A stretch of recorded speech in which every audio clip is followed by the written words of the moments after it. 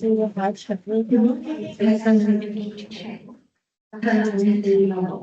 Professor Ronald Chen, Dr. Helen Wong, Dr. Esther Tong, Dr. Joseph Lau, honorable guests, teachers, fellow students, ladies and gentlemen. My name is Sylvia Convene and I'm a graduate of the University. I'm your MC today. It is my pleasure to welcome you to this conference on early sustainability in the health industry of the Greater Bay Area. This conference is organized by the Hollywood Suite and fully funded by the Research Alliance Council (RGC) of the Hong Kong Special Administrative Region under the Interinstitutional Diplomacy, UGC/IBS/1/24/301/24. There is no one-size Q&A sessions, yet you're more than welcome to raise your questions through the Google form. And of course, have a conversation with the guest speakers during the tea break or lunch break. After consolidating questions and receiving the corresponding answers from the guest speakers, we will come up with the answer to all of you. To begin this conference, we are pleased to invite Professor Richard Associate Academician of Public Professional and Continuing Education, the Hong Kong Polytechnic University, to deliver the welcoming speech. Let's give a big hand to welcome Professor Richard.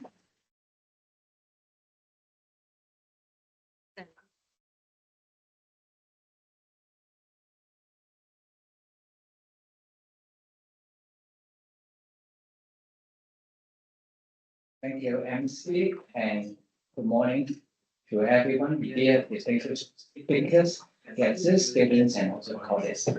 A very warm welcome to this conference, which is related to sustainable public health industry in the Greater Bay Area. And this conference is partly supported by the government funding scheme. So, congratulations to the team getting this funding. Recent years have shown us, especially through the COVID-19 experiences, how important it is to rethink our approach to health. We are moving beyond a narrow-minded disease that just more to embrace the concept of big health.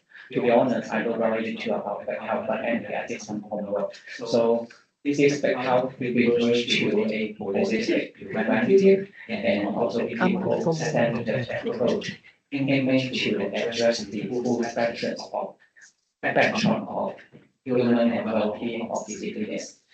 This conference comes at a very crucial time at the Greater Bay Area because right now Greater Bay is positioned at the top in building a sustainable and innovative public health industry.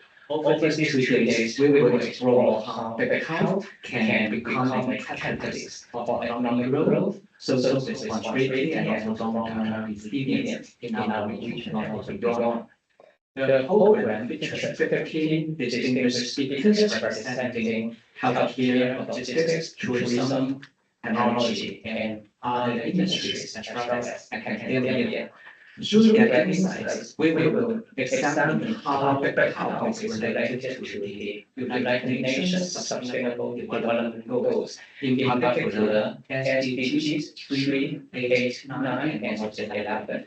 It is an exciting opportunity to explore solutions and foster meaningful collaboration among scientists, scholars, industry leaders, community leaders, and our students. I also encourage everyone here to take full advantage of this conference, sharing their insights and also experiences and connecting with other people and also foster collaborations. Whether you are here in person or joining us online, your participation is vital in shaping the future of the health in the Greater Bay Area. I would like to take a moment to thank members of the entire organizing team. So thank you for your hard work and also thank you for your dedication to make this conference possible. Also, my sincere appreciation goes to all our partners and also the participants for your great support and also encouragement. That's make the most of this community and network and get to feel a more sustainable getaway and also how future for us. Lastly, I wish you a very rewarding and also enjoyable conference. Thank you very much.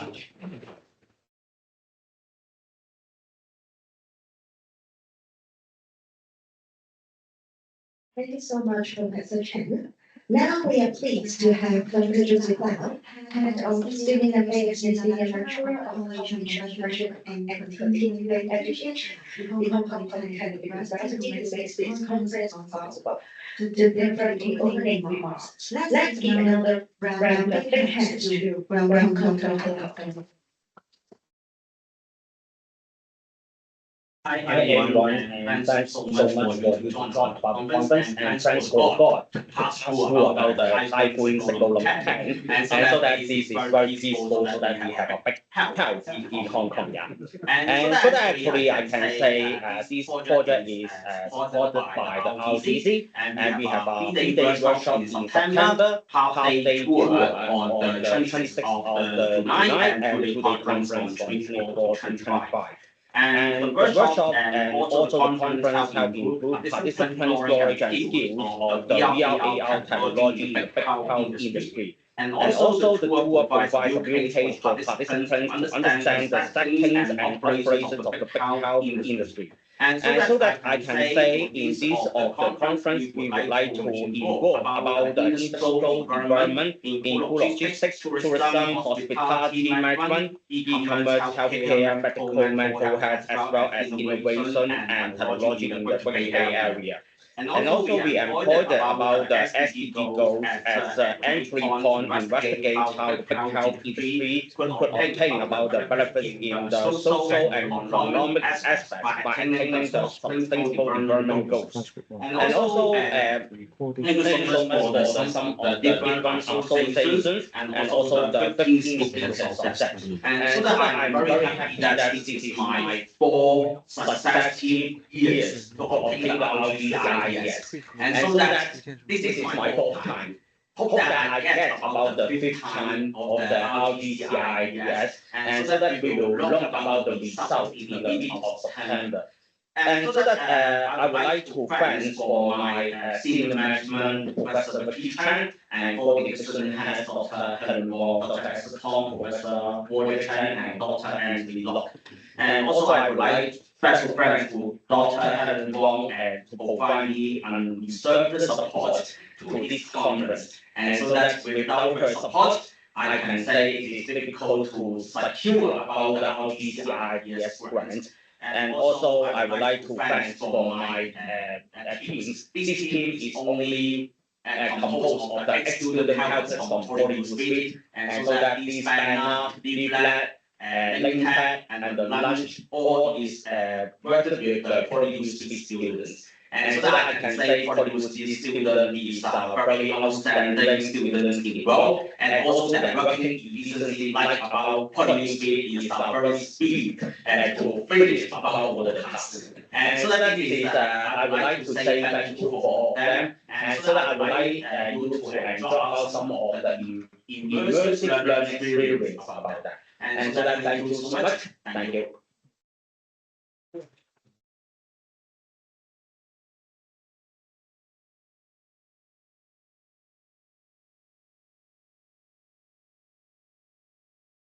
Now let's have a photo taking section to record this memorable moment.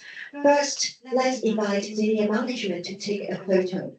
May we invite Professor Ricky Chen, Dr. Anthony Long, Professor Roger Chen, Dr. Helen Wong, and Dr. Esther Tong to come on stage, please.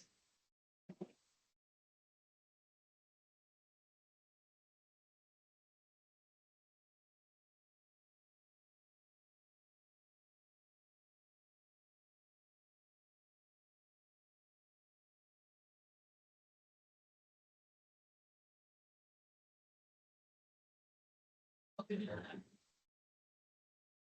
you.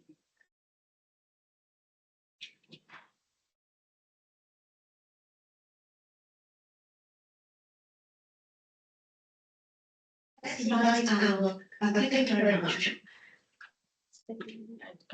And please stay for a minute. And now let's invite our conference co-chairs, Dr. Eugene Wong, Dr. Yi Chen, and our organizing committee members, Dr. Hannah Ho and Dr. Andrew Wu, to take a photo. May we invite our conference co-chairs and organizing committee members to come on stage, please.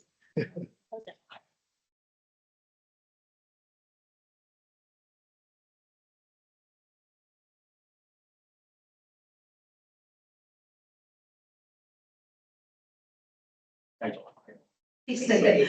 Let's also invite the representatives of our co-organizers and supporting organizations to take a photo. May we invite our co-organizers and supporting organization and guest speakers to come on stage, please.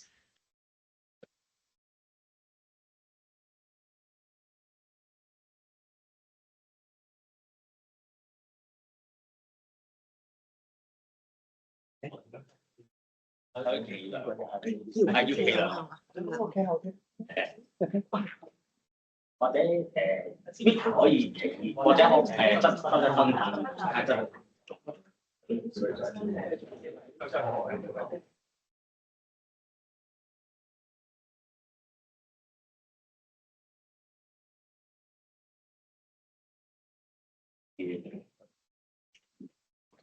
Thank you very much, and please be seated. And let's have a round of group photo. May I have everyone come to the center to have the biggest photo, so guests sitting at both sides, please stand in the center so that we can take group photos together. 可以一齊坐正中間。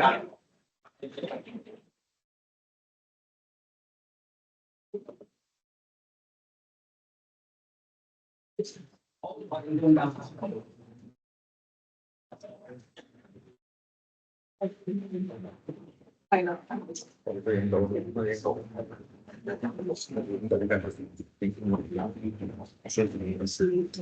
點解而家會上跟啲人走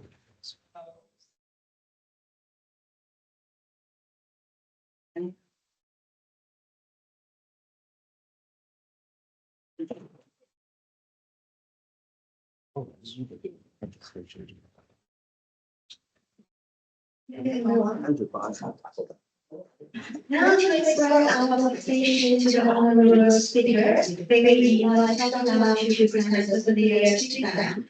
May we first invite Ms. Carla Lee to the podium first.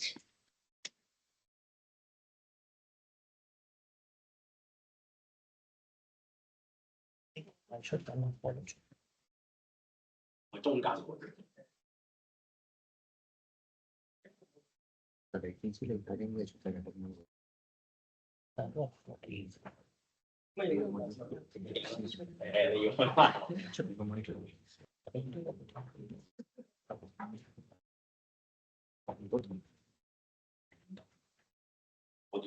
WiFi 等先做。咁自己做嘅咩？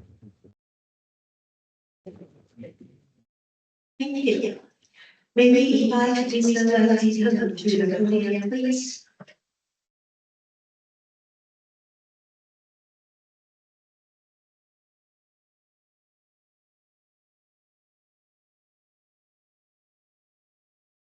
Thank you. May we invite Ms. Nancy Stone to the podium, please?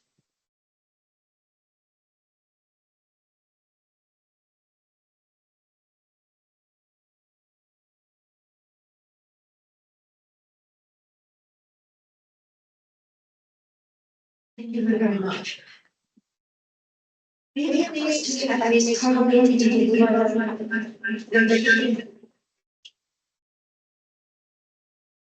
the keynotes. 你可能。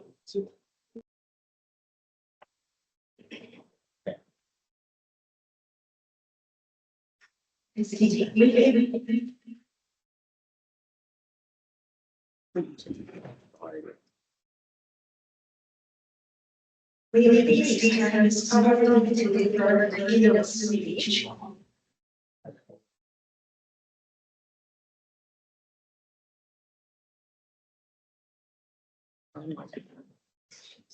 可能做。Steve, can the online audience hear? Yeah. It sounds good, wonderful. So sorry for the technical error, and now we are pleased to have Ms. Cara Lee to deliver the keynote speech on wellness programs in museum. Please join me in welcoming Ms. Lee's speech. Ms. Lee, please.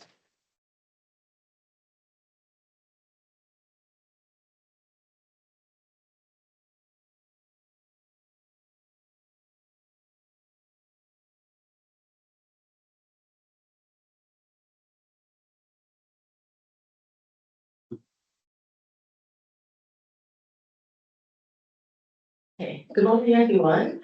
Good morning, all the dear honorable guests, lecturers, students, and all participants.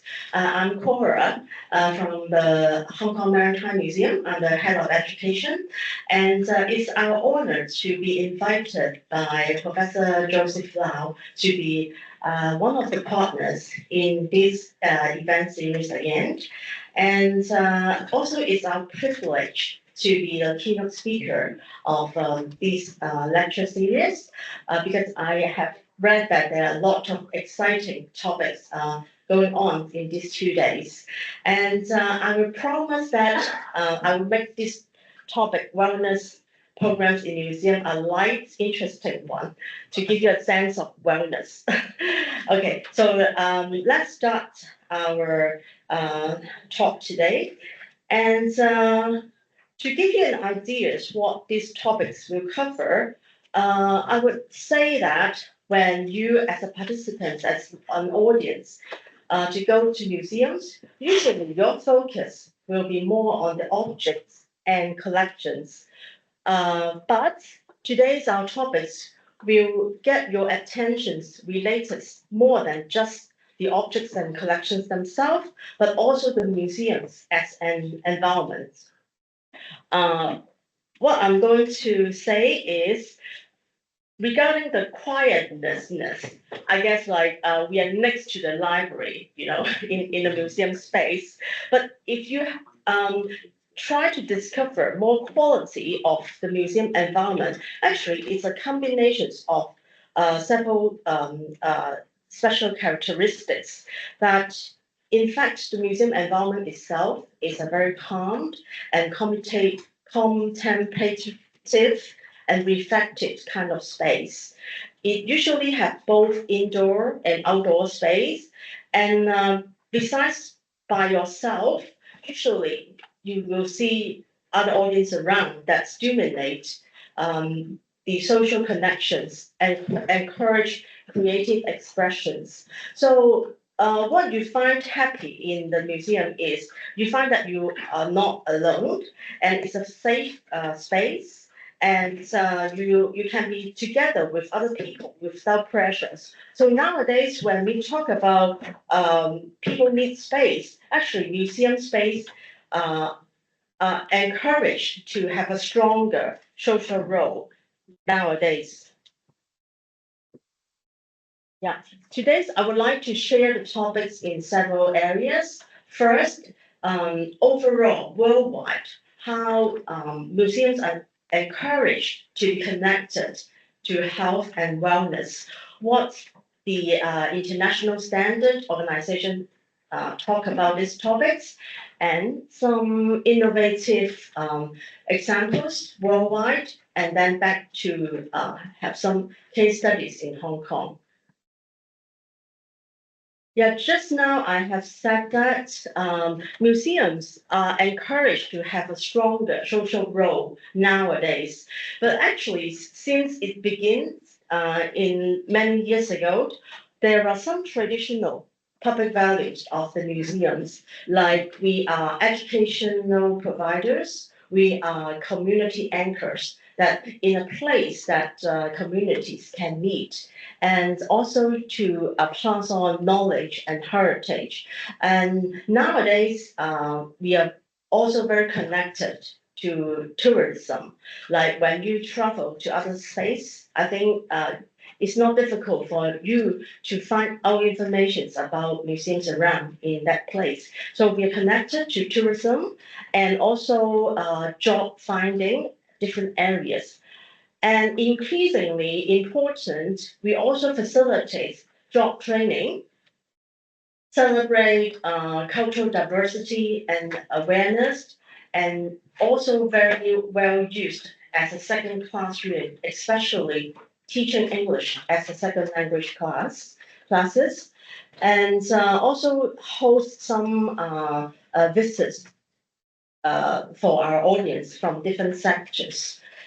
And right now, the major significant role that museums would like to be connected with are also to help our patients, like to train medical professionals and educate our public about health and wellness. So these guidelines are given by one of the most important worldwide museum standard associations called American Alliance of Museums. In abbreviation is AAM. Yeah, and it encouraged the museums to combine it with different aspects of healthcare to do the contributions to the following support, which is in terms of dementia patients, autism, and some other patients from different areas. So besides AAM, which is one of the authoritative organizations in the museum standard, other museum organizations also say similar things. So let's have a look of ICOM, the International Council of Museums organizations. They also promote museums space as a heavens to foster a sense of calm and inspiration. And there are different scholars discuss different museums case studies on how these can be achieved.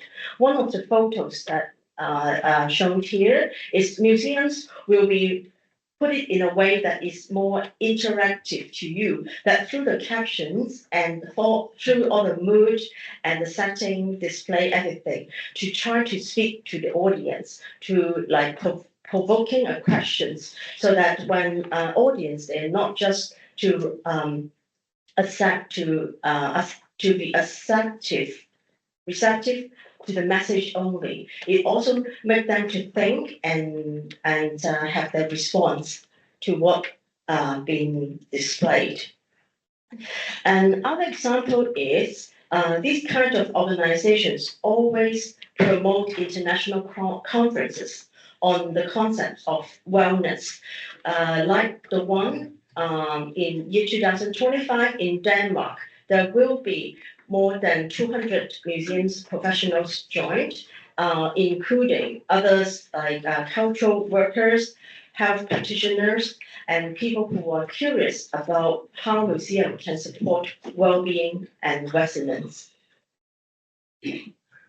Similarly, other influential organizations like Museums Association and the MA say similar things. So instead of just targeting the general audience, actually they also encourage different types of wellness program, because in a very general sense, how you see the types of wellness, you can see it in spiritual wellness, physical wellness, emotional wellness, and social wellness. So these two examples I would like to give here.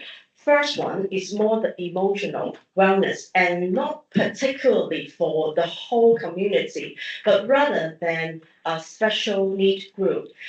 There was an exhibition in the University of Manchester that focused on the parents who have lost their child and want some museums importance award. Yeah, and then the other examples I would like to give is there are some programs in the museums that encourage that the community harmony, so that in your communities maybe there are some minority ethnics or different group of people. So the museum can be a space for everyone together and do something together. This is what the MA would like to the museums to promote enhancing health and wellness. The last examples I would like to give is the guideline from the WHO, the World Health Organizations. In October is a month for World mental health for the world mental health, and the mental health they have a really complex and detailed definitions that I'm not going to go through right now, but to echo with what the WHO would like to achieve, museums can also play an important role. Yeah. Okay, so that is what I would like to share with you in part one, so that we understand the wellness programs in museum actually is a global trend. It's quite new that are getting more active in just this 1 or 2 years, but it's not a things that only certain local countries do. It's more like a worldwide campaigns that all museums will echo with. So having said that, with all these guidelines and encouragement on the international level, we would like to see some really innovative museum wellness programs that have done really well. One of the examples that I myself find very impressive is by the Getty Museum. Yeah, we all know that when we go to museums, when we are not familiar with the collections, instead of looking at walk through the gallery yourself, you will usually pick up some audio guide. Sometimes it's paid or it's non-paid, but what Getty Museums do very innovatively is they add some more elements in their audio guide to make it called mood journey. Yeah, so instead of just a person's telling you about what's the caption or the background of the collections, it play you some music. Yeah, and then the music can be classical music or contemporary music. So throughout what we call the themed audio tours, that you can have different moods and feeling when you walk through the galleries. So several categories they have named it calm and serene, connected and loving, melancholy and wistful, creative and inspired, adventurous and brave, etc. Yeah, so it's a very interesting crossover with the musical elements to create a new experience, and it applies not just indoor for the galleries, it also applies on the outdoor. Yeah, because Getty Museum has a beautiful outdoor environment themselves, and it can be used in different museums, like our museums that are on the harbour front. We can also make use of this outdoor environment to enhance the visitor experience when they come to the museum. Yeah, so for people who are interested, you can browse online to know more about this program. And actually, before they launched the Mood Journey, they have been very successful doing a mindfulness program in Getty Museum. So different groups of students are invited to come to their museum, not just one time, but a whole series. And instead of just walk through the galleries, they will sit down on the floor, like what we see in the photos here, to do meditation. Yeah, to really sit down and think about from the painter's point of view, from your own personal point of view, what the artwork speak to you. Yeah, so after looking at them slowly, which is like we always call slow lifestyle, they will really sit down and do meditations for half an hour or something like that. So I guess like for nowadays, when the city life and everything is really quick and people find it very difficult to relax, museum now offer a completely different experience of meditation for our audience. So they've been doing it quite successfully. And actually, I have, should I try this link or not? Because I was told by Joseph that the online may not work, but actually I have connected to some Instagram videos how it works, but probably I won't show it today. So if you go to their Instagram, you will see how they do this kind of a wellness program online. So besides students who can join inside the museum, actually, if you are the audience, just browse their online.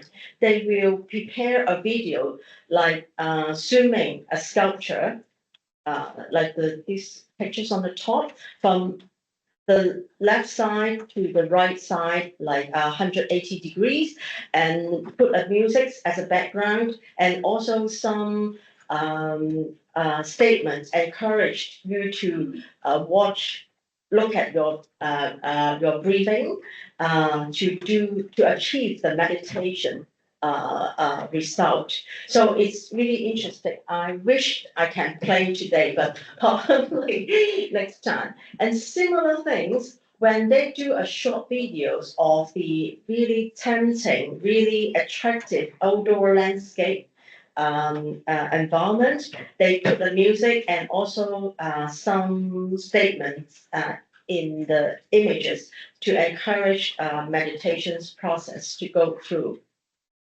Yeah, it works on their sculptures, on their outdoor area, and also their paintings as well. And other worldwide leading museums do different wellness programs as well. So besides the example of the Getty Museum just now, I would share with you very quickly what MoMA in the US, also in the US, they did. They did a program called Meet Me at MoMA that they help the dementia people to recall, because to some people, the museums can be the house of memory. Yeah, because those through except contemporary art gallery, there most of the galleries are full of old objects. So for them, it can definitely recall the elder generations people's memory. So it can be Meet Me at MoMA Gallery or Meet Me at the MoMA Cinema that they played black and white movies to help these people to recall their memories of the young time. Yeah, and again, in the YouTube, you will find around 15 minutes videos to describe this program that probably we can't share today, but I do encourage those who are interested to look at it online. Yeah, and another example is from the UK, the Manchester. I talked a little bit about it before. This program came with an exhibition that it's supporting the still parents who have experienced baby loss.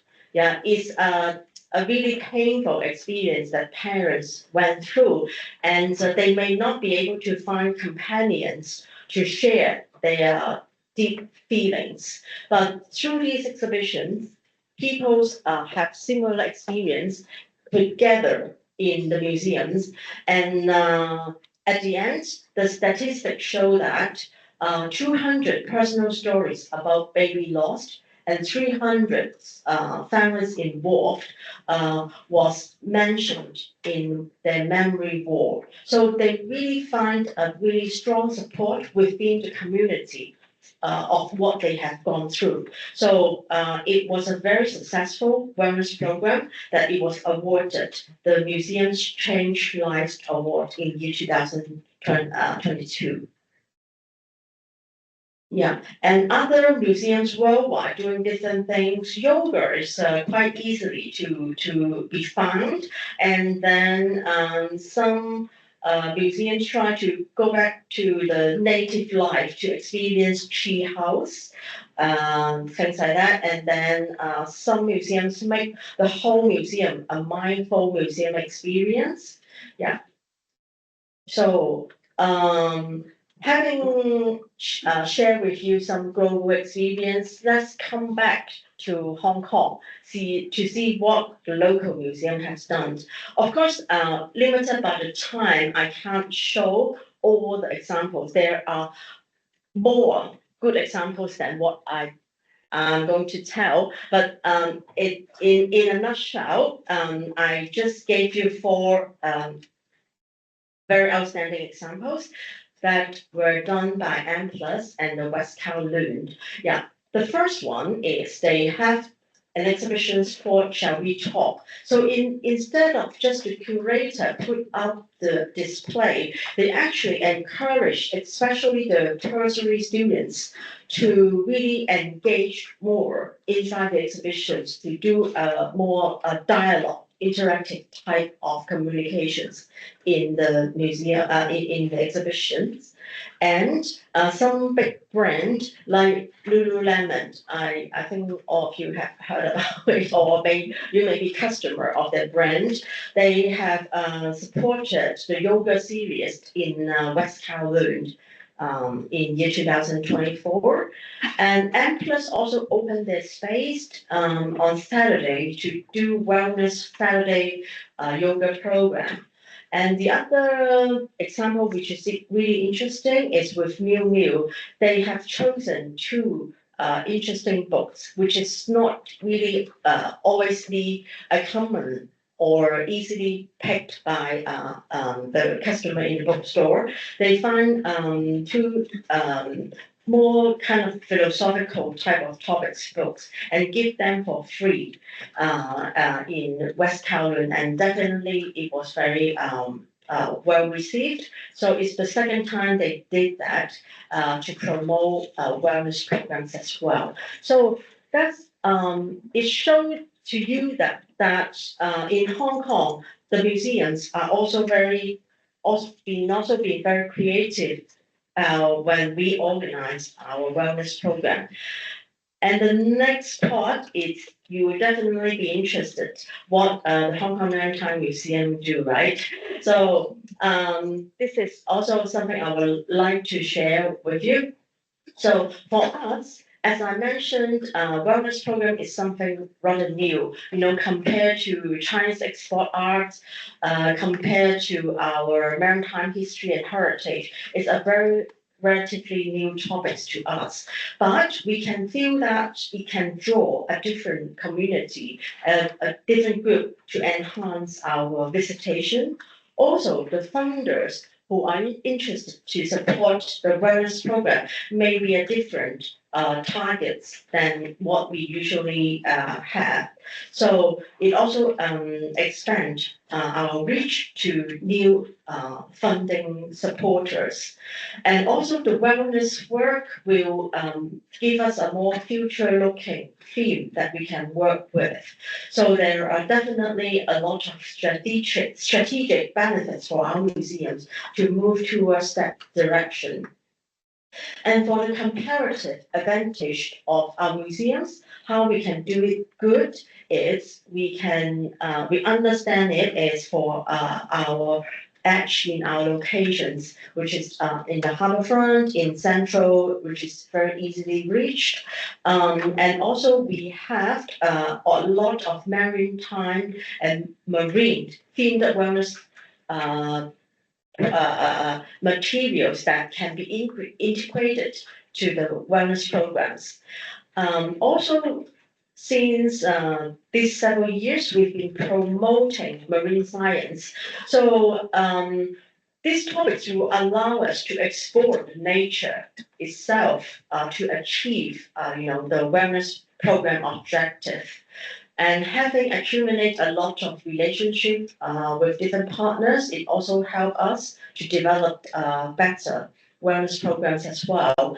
And among these several images, I would like to highlight the one with the orange sculpture here. Actually, this is the anchor passer, which is the biggest anchor from the biggest cargo ship, the Sea Wise Giant, that is weighs 36 tons. Yeah, it's now sit in the central. We just had the opening, but it's not open to the public yet.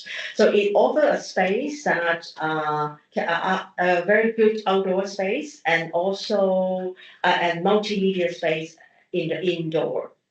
Yeah, and we would like to combine our program strategies with the wellness ecologies as well, because it's talking about a 4.5 trillion market worldwide. Yeah, and in recent years, we've been working with some Hong Kong Academy for Performing Arts students to do the wellness programs combining visual images and music. And we also invite the maritime industry people to enjoy Network by Disease programs with really lighthearted music performance. And we do community care that we particularly take care of seafarers who are still working during Christmas, that the priest will send the volunteers to send them gift. No matter where they come from, they will give them presents when they are moored, when their ship were moored in Hong Kong during the Christmas time. And as I mentioned just now, marine science lead us a new approach to reach out to the nature to develop different type of wellness program and make the best use of our collections. For example, with the tea collections, we also developed some tea ceremony workshops that have the meditations type of effects.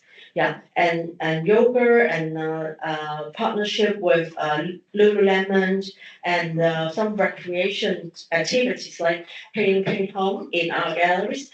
We also have done that before. So watching the time right now, I think that's all for my presentations. Thanks for your attention.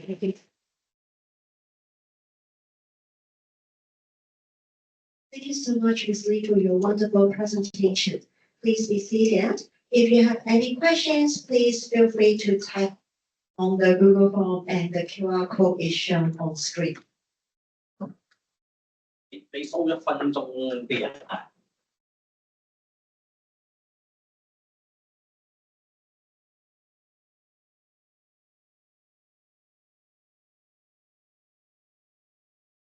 Now let us invite our second speaker, Mr. Leung Zitung, to deliver the keynote speech. I can't let go of my grief. Is this a mental program? Let's give a big hand to welcome Mr. Leung. Mr. Leung, please.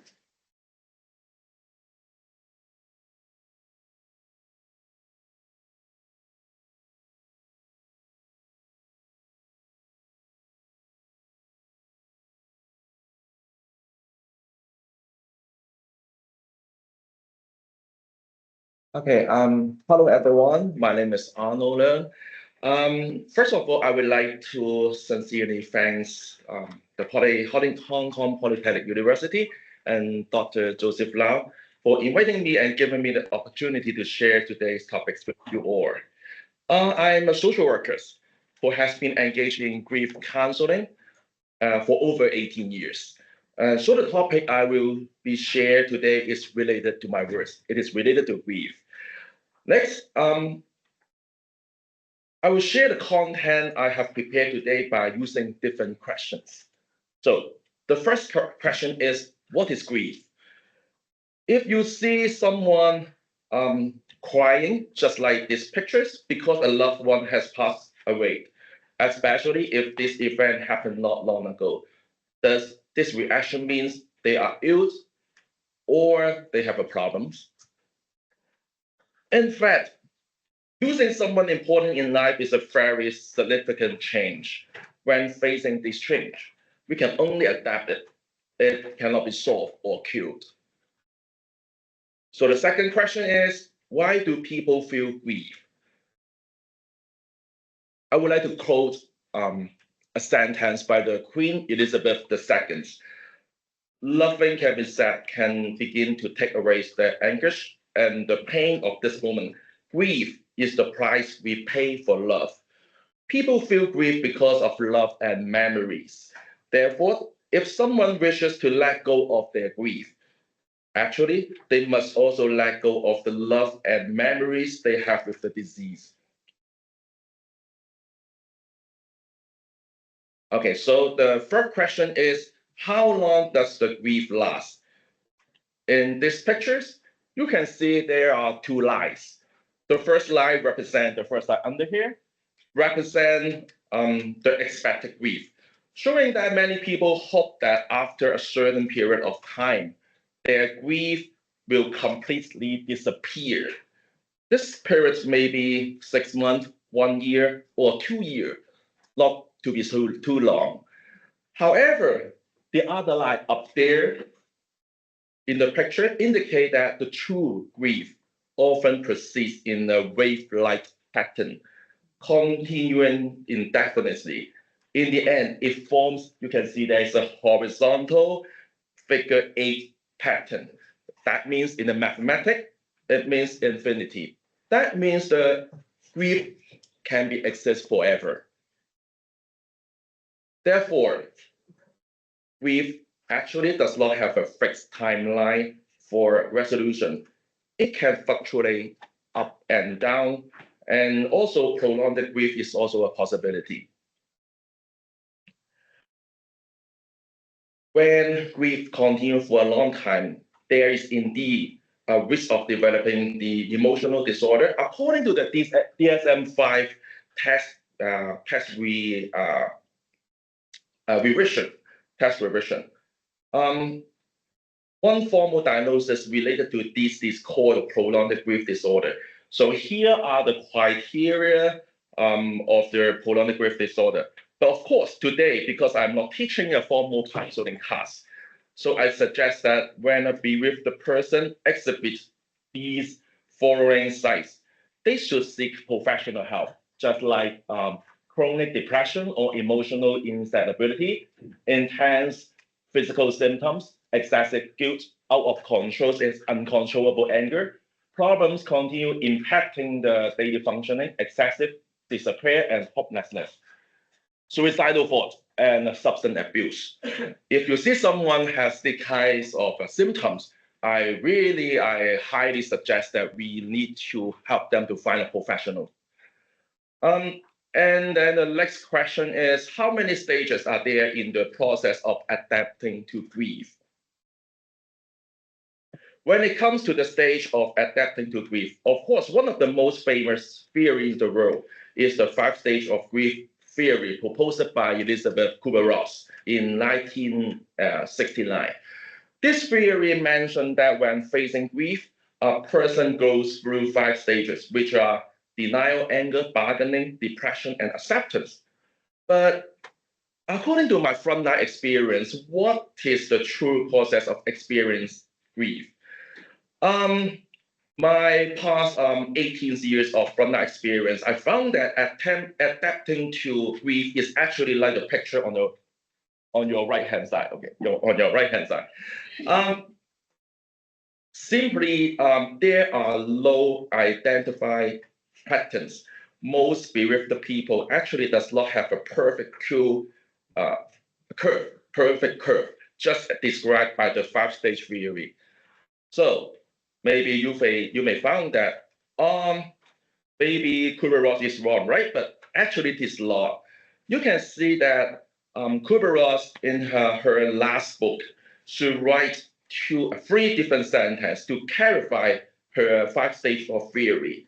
You can see that the first one is the stage have evolved since the introduction, and they have seen very misunderstood over the past 3 decades. Another sentence is there were 11 means to help tuck messy emotion into a leak package. They are responses to loss that many people have, but there is not a typical response to loss. And there is no typical loss, actually. Our grief is as individual as our life. And the final question is the most important one, is the last one. Not everyone goes through all of them, all the stages, and goes in the prescribed order. So that means, of course, Kubler-Ross write a theory of 5 stages of grief, but her true meaning is not everyone will go through all of the 5 stages, and no need to have a prescribed order. So that means most of the people misunderstand her theory in the past 15 years. Okay, then after everyone has read the Kubler-Ross clarification on her 5 stages of theories, I will introduce another theory which is currently the most widely accepted theory about the grieving process among scholars worldwide. This theory is called the dual process model. Simply put,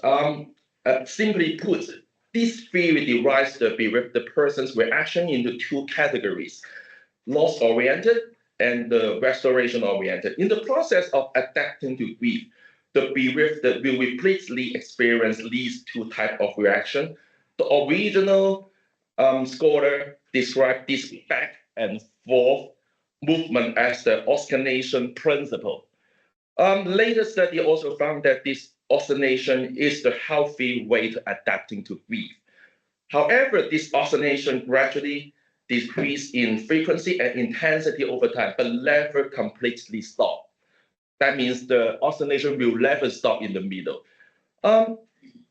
Because no matter how many years pass, it is impossible to completely forget the memories of living with the disease. For example, on the birthday or death anniversary of the disease each year, the bereaved inevitable think of the disease, which is in turn trigger their grief again. After understanding that grief can never be completely let go or forgotten, I will then now share with you how to adapt to grief through a 3-step approach. The first step is to recognize and accept your grief. What kinds of grief reaction might be bereaved person experience?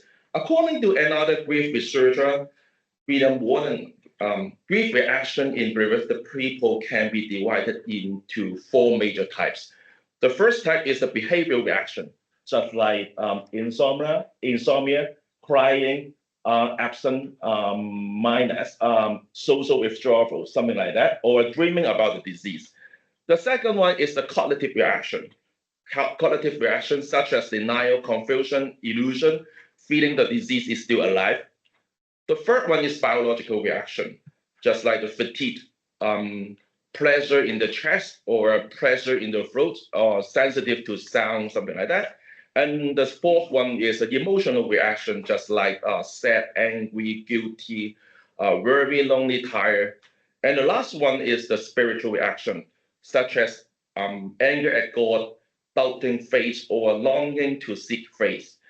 When you notice these emotions first, do not be too surprised or worried, because as long as these reactions do not threaten your own safety or harm others, especially in the early stage of bereavement, these reactions are actually normal. When adapting to grief, the following phases are very important reminders. First, if you can't say goodbye, then don't say goodbye. If you can't let go, then don't let go. The second sentence is mourn the disease in your own way and at your own pace, without worrying too much about what others think. The first sentence is don't force yourself to let go of regrets and guilt. And the last one is if you can't find a way to move forward, then perhaps just think about how to keep moving for now. The second step is to relieve your grief. First, we must understand that emotion cannot be stopped. Sometimes, the more you try to suppress them, the stronger the rebound becomes. Bereaved individuals need to learn ways to relieve and channel their grief. There, I want to share a very important concept with you. increasing the capacity of life. This concept first came from Lewis Tolkien, who proposed the idea around a core growing around grief. He believed that many people think grief can be decreased over time, just like the first line, the upper line. But the truth is, grief never change. Instead, life becomes stronger over time. In 2023, based on Lewis' concept, I developed the idea of increasing life capacity. Next, I will use a mathematics to show and to explain this idea. Here you can see that it is 3/4, which equal to 75%. It is very simple mathematics. If the denominator 4 represent a bereaved person's life, and the numerator 3 represent the current grief, then the grief occupies 75% of their life, which is a very large proportions. When we do grief counseling, of course, we certainly hope to reduce the numerator to make the 3 become 2 or become 1. Then the percentage will drop from to 50% or 25%. But today's situation is that the numerator 3 can never be changed. So what else can we do to reduce the percentage? Of course, the answer is to enlarge the denominator. If we try to increase the denominator from 4 to 40, the percentage, of course, will drop from 75% to 7.5%. This mathematics shows that there are 2 ways to face grief. The first is to try our best to reduce the intensity of grief. Of course, we are doing the grief counseling. Most of the time, we want to reduce the feeling of grief. That means we want to reduce the numerator, the 3. But sometimes that if we found the counseling, we cannot go very smoothly. We can try to do it in another way, is to enlarge the denominator. If we try to, you can see that if we try to increase the denominator, that means we also increase the life capacity of our clients. When life capacity grows bigger, even if the grief never change, its impact on the bereaved can also be reduced. Here are some suggestions that I have discovered together with my clients over many years to increase life capacity, such as participate in volunteer service, join in interest classes, doing some exercise. Maybe you can visit a local place you have never been to there before. You can learn cooking, you can write something, you can learn to play a musical instrument, you can visit your primary school, secondary school. You can practice the mindfulness just like our previous speaker. You can go to the museum and practice mindfulness. And then, of course, you can visit the museum. It is a very good place to be there.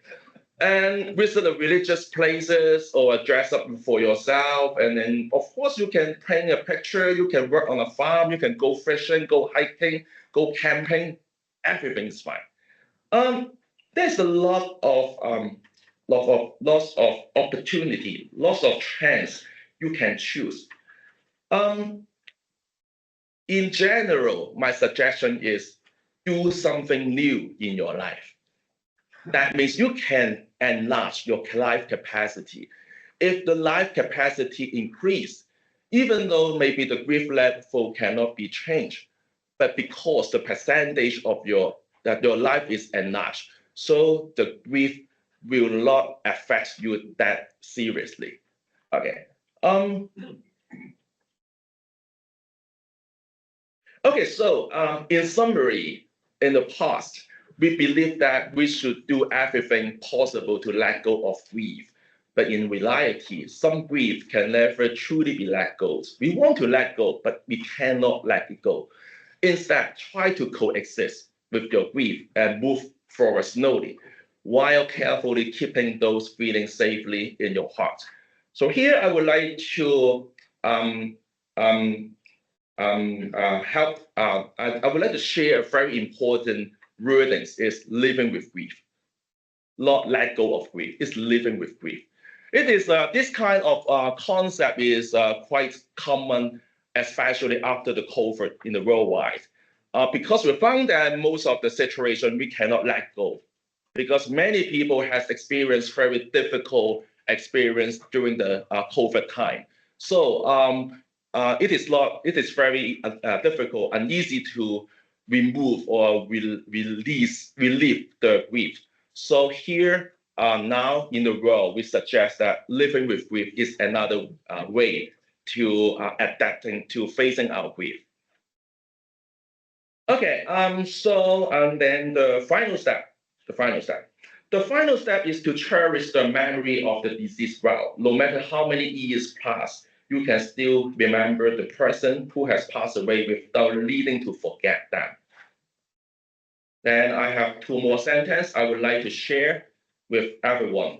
The deceased loved ones have never truly disappeared. They are simply standing in one place, always watching us move forward and continuously cheering us on. Another sentence is death can only take away their body. That is true, but it can never take away the relationships, memories, and love between you. And finally, when can you say that you have adapted to your grief? It is when, upon thinking of them again, you no longer feel very heartbroken, alone, but also remember the beautiful memories you share together with them. If tears come amid those memories, it means you have reached your destination. Okay, so thank you very much all for listening to my sharing today. I wish you all a joyful and peaceful life. Thank you very much. Thank you very much, Mr. Leung, for your insightful presentation. Please be seated. And if you have any questions, please feel free to type on the Google form where the QR code is shown on screen. And we will have about 27 minutes for tea break before the next section. Please enjoy the drinks and food served in the pre-function area outside the venue. Please be back for the next section at 11 a.m. Thank you.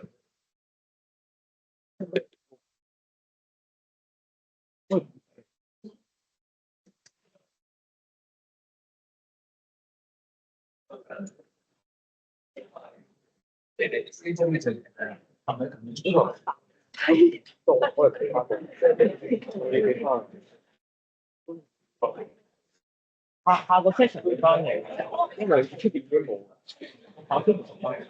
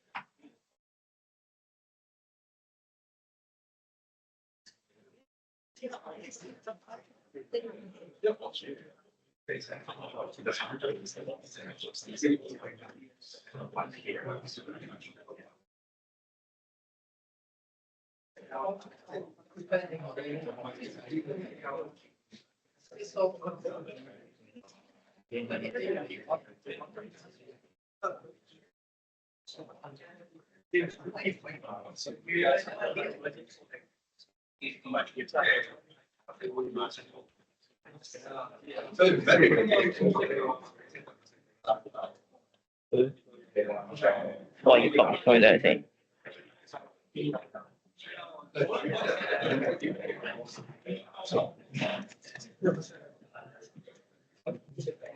唔好意思，唔係我研究緊啲燈。冇錯。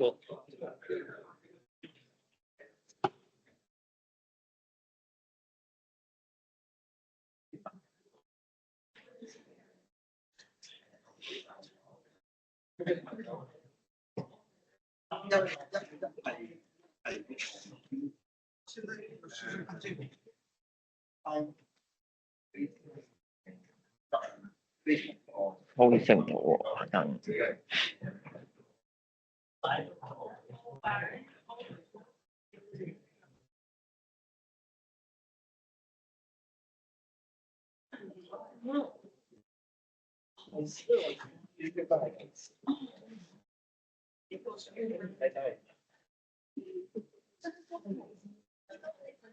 哦，我好似找唔清到先得，係等我，等陣先，見面講。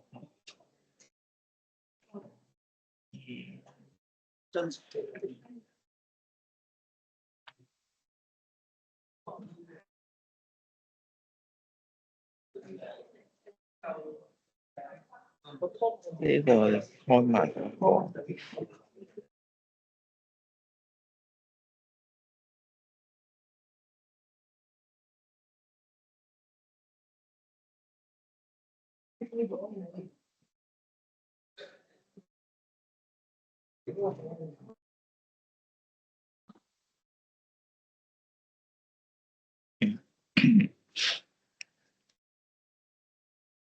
好嘅，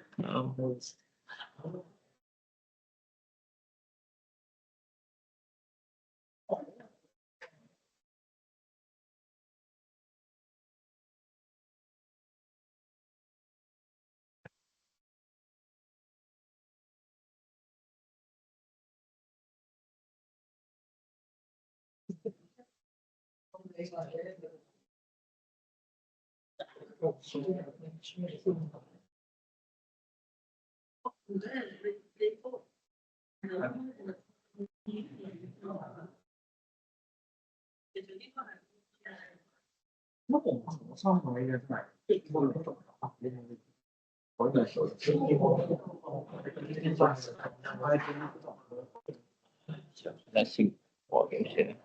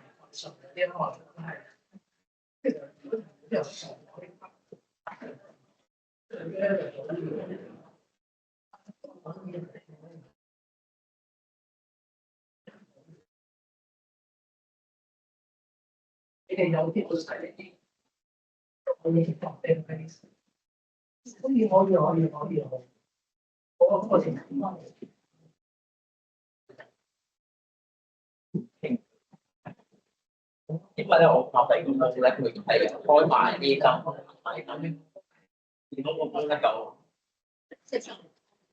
睇到啦，散播咗。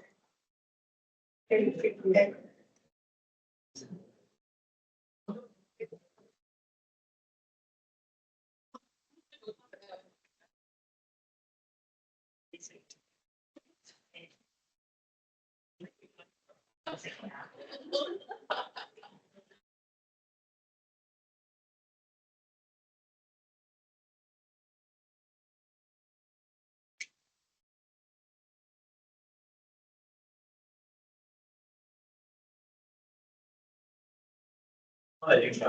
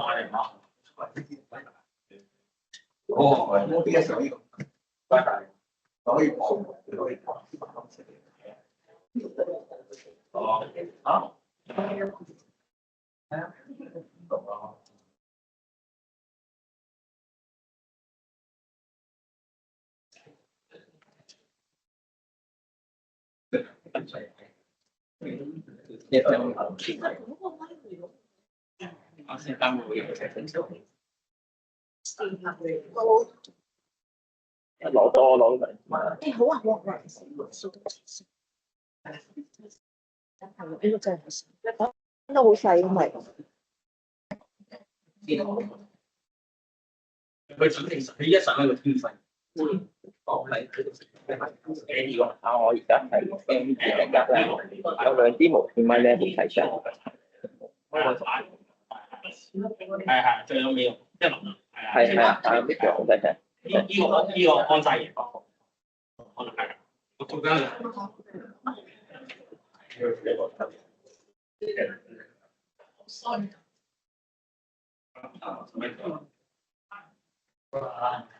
會讀咧，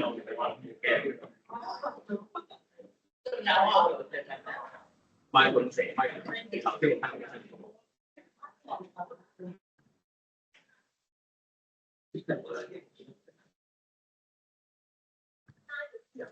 有啲問 OK，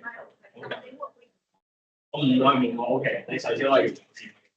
記得咗啦已經，就呢個嘅事情。你好嘅，搞掂。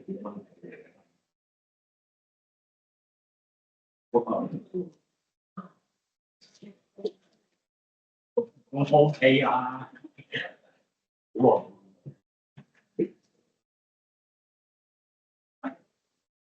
落都冇落。喂，佢哋全部啲嘢都咁大我搞唔掂。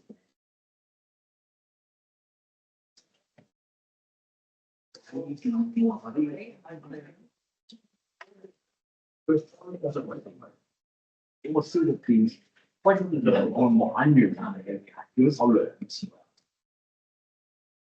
佢搞到開晒，叫埋燒清嚟。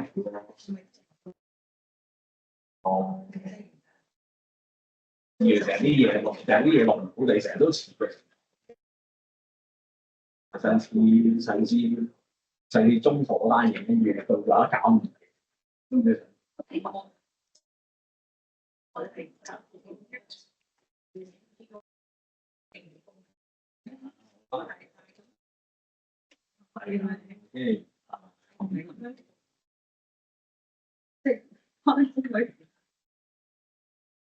係啊，我都冇嘢食，都唔會曬。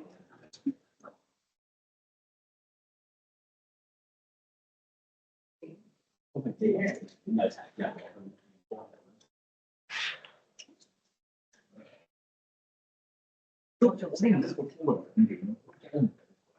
實係個叫佢，那學生機會語言又好嘅冇啊，即係西貢又衰嘅，邊個先成都冇，係荃灣好最好。而家有新嘅微博，咁大個咗，佢睇聲，有啲人知道啲嘢，先冇啊，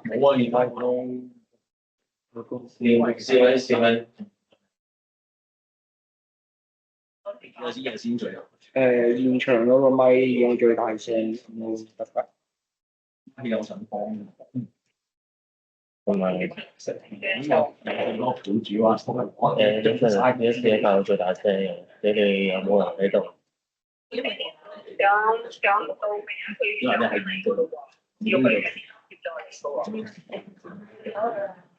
冇啊，但係佢個系統就係呢個係極硬，冇得㗎。咁嘅。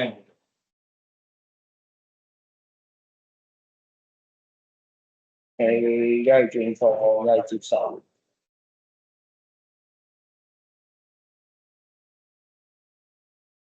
係啊，要㗎啦，極限。有極限㗎啦，冇得教。你可以接咪？呢都好響喎。佢有線咪，佢無線呢我嘅咪響啫嘛。冇㗎。係啊，搞緊㗎而家，等等。咩啊？我講冇啊。仲有邊個老師？準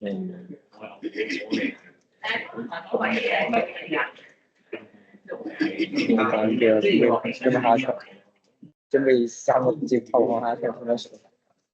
我哋可以用自己嘅責任。唔係講今日翻去甚至話咩？呢個真係最大聲你聽。我喺嗰度咯。你係咪現場啊？你嗰個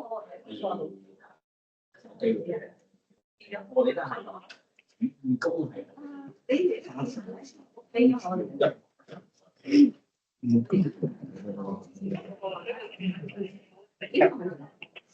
唔係啊，你未開咪啊？係啊。你上去先係開啊？你冇，啱啱先試完啊。Testing.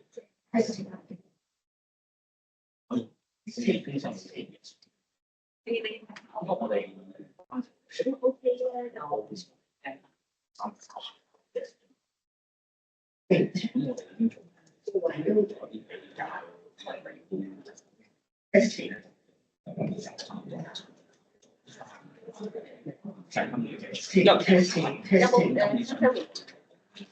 冇所謂啦，應該係你中意咪換電咯。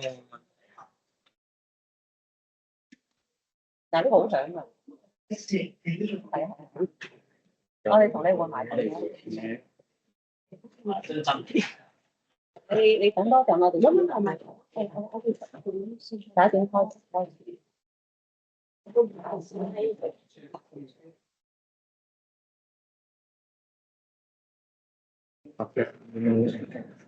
你話實到飛，好唔好嘅？我得當時咁呢邊，仲要有度。改善嘅啫，去打白。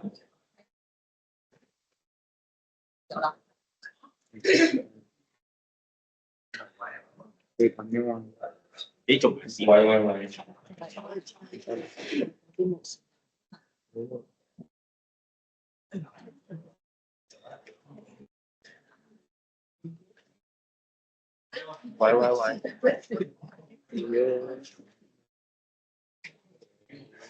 你哋見唔見到邊？我做咗佢㗎。緊要呢啲壞壞地，我哋就擺喺度。你唔記得佢嘅話，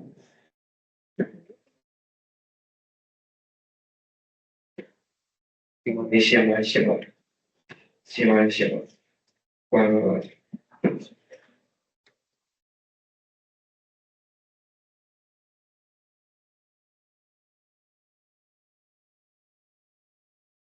喂，可能捉到個掣。喂，叫佢唔中意你啩？ Testing. Okay. Testing. 可能唔好嗨到個掣。試啊，係啊，你得佢長開得㗎啦。Testing.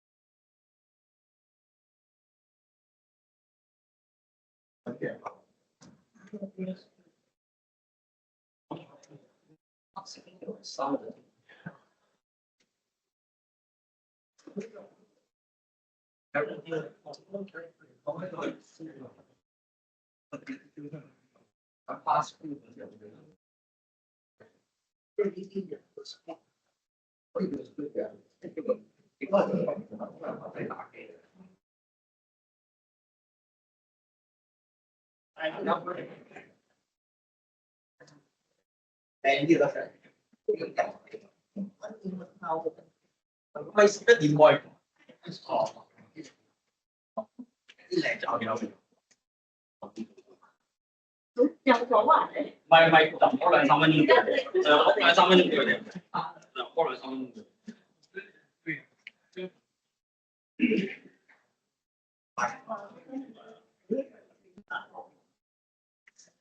應該有一個。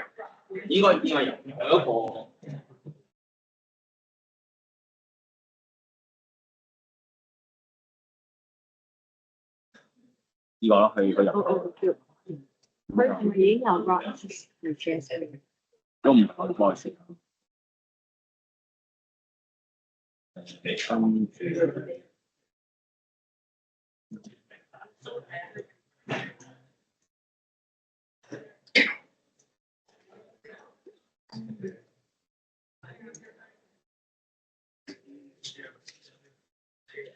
但係咪你用我支咪呢度又開係唔得㗎嘛？頭先乜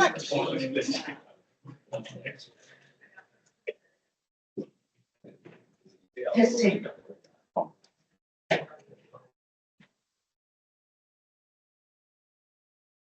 一陣可能係會翻上，係我要望住。冇問題，你冧住我哋。唔係，我會耍電門。第4個翻嚟。加油啊！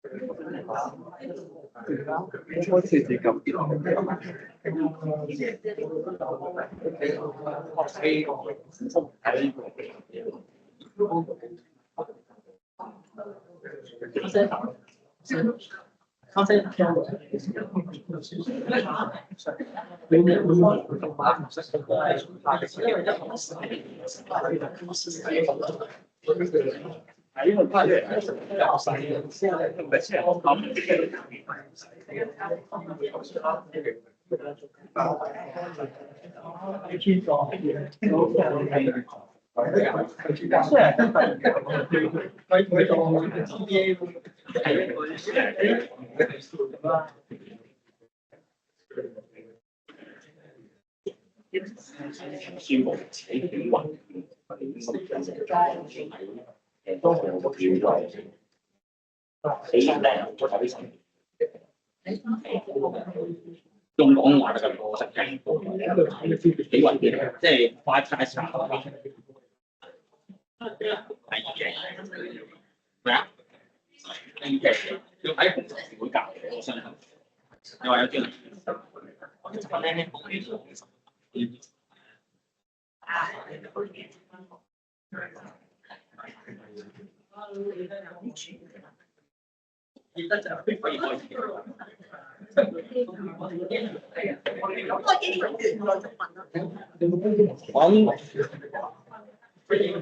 要講普通話喎。喂，拗錢啊，是但啦，奧林匹克啊，你突然之间叫我讲普通话，不行啊。Ladies and gentlemen, the next section is about to begin. Please be seated. Our next speaker is Mrs. So. Let's invite Ms. So to deliver the keynote speech on emotional problem affecting skincare. Please join me in welcoming Ms. So, please. Good morning, everyone. I'm Macy. Thank you, Polly, and Joe, having me. Happy to see you all today. Today, my share topic is emotional problem affecting skincare. Okay, could you believe me if I tell you that why balancing your mental health can have profound impacts on how your skin look and whitening and depth of skincare product is. Okay, so I will going to talk about mental health fits directly into how your skin look and overall quality of life as well as total body health. We will unpack why your skin feel during exam or skin later and spectrum and test and then how to fix it. These things are not hard to do, just a simple tips and more about consistently putting them into practice in daily life. Okay, today, let's go to the content. First, emotion awareness. And second is science, how our emotion disrupt the skin. And common, skin issue linked back to skin anxiety and depressions. Nice real case study. And then final is, solutions of skincare and emotion skincare hacks. More simple tips, okay. Okay, let's see. Let's see the healthy skin and USP, just skin. Look at the difference. You can see the healthy skin, the texture is smooth, even tone and brightening. And just skin often show the skin, even skin tone, dark circle, and edges. This change allows just, for skincare product. Our emotion is clear, major roles. This true, skin is not just reacting your skincare product routine, it's mirroring your emotions. For the emotion awareness, I would like to play a little game with you to explore your stress index. Besides, people usually don't pay attention to your emotion well-being. Okay, let's look at the picture. You can see the three and five people. I would like you to choose which one, which counter represent you.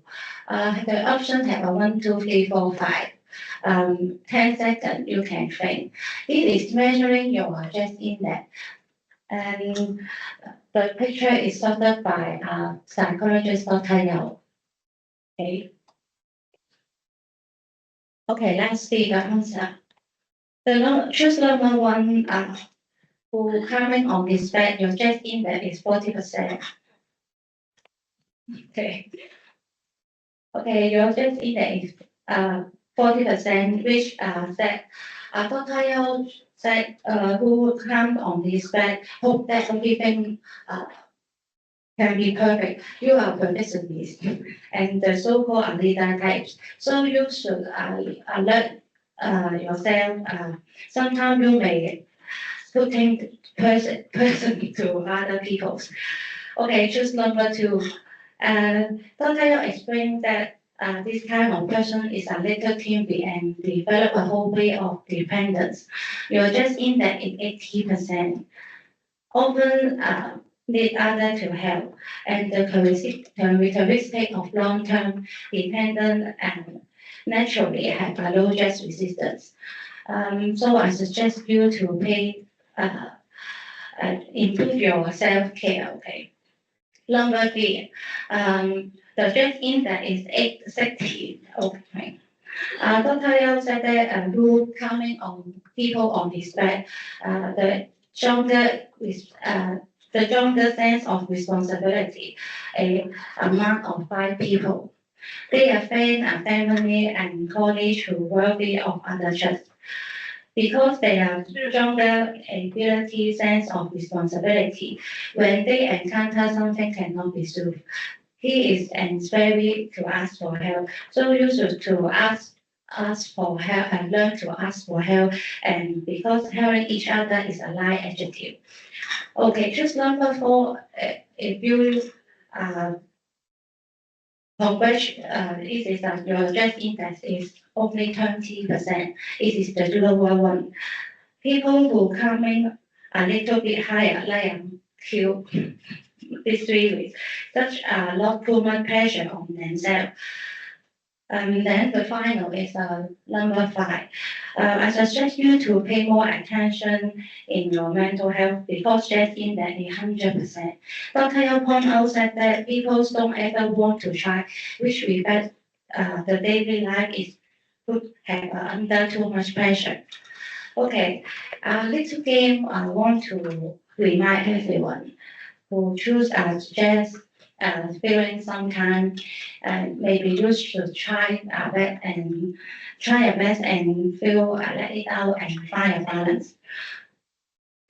Actually, I'm not a behavioral healthy expert, just my and beauty experience. If you want to have a healthy skin, you may be the best approach for everyone. It is important to take care of your mental health very seriously. Okay, the sign of how emotion disrupt the skin. Spring and skin like a good chart that never stop. There will correlation between the two. It's in something called HPA axis. When you're feeling upset, just will and skin seem to react almost as if it's trying to tell you something. And the real reason behind this, your body will start the response system. When your stress kick in, your body reach into fight mode and release the stress hormone. Okay, cortisol is called a stress hormone, and then tell your skin panic, make more oil and bone acne and make you active enough. What are emotion are triggered chemical reaction in your body? Okay, the three key points are stress, anxiety, and depressions. Stress really cortisol. Hormone that turn your face into oil production can exacerbate conditions like acne. It affects the skin ability to retain moisture, leading dryness and lackluster appearance. Additionally, cortisol can break down collagen and elastin, accelerating the aging process. Anxiety breaks down skin barrier and weakness your skin shield, make it dry, less sensitive, and eczema. And depressions, without your self-care, not enough energy in daily life. You may skip routine and poor diet. Become to deaf skin and less moisture. Therefore, emotion can cause the skin aging and affect skin problem. A study in a dermatologist found over 15 acne patients linked back to stress. I copy news. You can see the report of the sensitive problem. The name called atopic dermatitis. All are triggered by stress. The symptoms are including dry, sensitive, itching, rash, decoration, thickening, waffling, vessels swelling, boil, and bruises. Surely, if you have atopic dermatitis, take a lot of time to recover.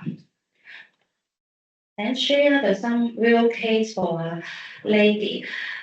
She trained the new job and pick up caused skin stress, affecting emotion become to atopic dermatitis.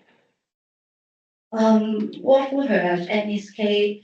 What is the daily routine used to improve the skin condition and overall health? First, you can see her skin was quite inflamed with a lot of redness and a breakout. The routine start with gentle cleansing, cold water and slow walk. Retinol A can restore her cell turnover, can speed up her cell turnover and target enemies. Alongside natural and sensitive skincare can soothing her skin and suppress the bacteria and keep your skin calm and clean. For the intake, vitamin B plus and C can healing you and can make your skin healing. Vitamin B can be still sensitively and acne and sleep well. For some case, like the skin unstable, you can use steroid can be still severe inflammations, and but it should be monitored by a doctor. Mental health and physical health should train her mind and release her stress so she create a hobby like K-pop dancing and sleep consistently before 12. After 6 months, you can see her skin overall and recover the skin tone overall smooth and the skin tone and calm the skin and reduce the redness. So the key takeaway is gentle care and stable emotion. It can make a big difference for sensitivity and at least. Okay, last but not least, for the solutions, some on the simple and powerful tips for daily take care of your health and of your skin and emotion health. For the skin care, regular cleansing, remove dirt, oil, and humidity, and keep your skin fresh and preventing breakouts. Be careful, don't use too high temperature and avoid using soap and imitation product. For the moisturizer is the more important maintain method for skin. Love the hydration and keep your skin soft and healthy. Well balanced skin pH. To maintain the skin moisture, normal skin function, and increase tolerance. It should be applied at least 2 or 3 times a day. Moisturizer should be applied as soon as possible after wash when when the body and face still wet. Avoid using moisturizer contain fragrance and preservative if you are sensitive, which may cause an irritation to the skin. So to avoid development control, like super dry and pollutions, use air purifying at home can make a big difference. Controlling humidity can prevent dry skin. Too high humidity will increase the reproduction of dust and bacteria. It is advisable to maintain the humidity at home at about 15%. For the dietary tips, I think you should know what healthy food is. Don't eat junk food, spicy food, eat original food, and eat less protein food. Increase the proportion of vegetables and cook slightly. I know that not easy, but try your best, especially if your skin are sensitive. Keep a diary to know what food to taste your skin, same time to persons. Drinking enough water helps your skin grow from the inside out. And then don't forget work-life balance and body and skin repair themselves when we sleep. Try to keep a consistent sleep schedule.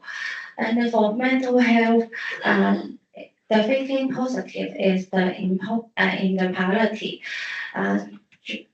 Saying goal, meditation, mindfulness can help reduce stress and even improve the depressions. Create a hobby like painting, reading, and let you express yourself to relax. Sorry. And then try your best to keep physical activity 2 or 3 times a week. Boost your mood and help your body release a happy hormone. And quite magical as writing diary. Sometimes when you cannot figure out something in your mind, write it down can help you to sort it out. And then look at back what you wrote down can help you clarify the negative emotions. And then the last one is very useful and simple and easy to tips. When you cannot sleep, you can listen the calming sound can relax your brain and body. Okay. Improve our quality of life is a long-term management. It is not only about skin care, also closely relate to overall life. Through the right method, and complete the exercise and stress management. Many people can live a healthy life. Everyone situation is unique. It takes time to find a right method what that is suitable for you. I believe successfully can make the skin healthy and enjoy a quality of life. The last, your skin is similar your mind. Respond kindly. Thank you for listening.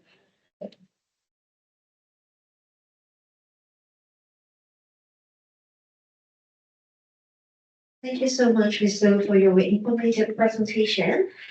Please be seated. If you have any questions, please feel free to type on the Google form through the QR code shown on screen.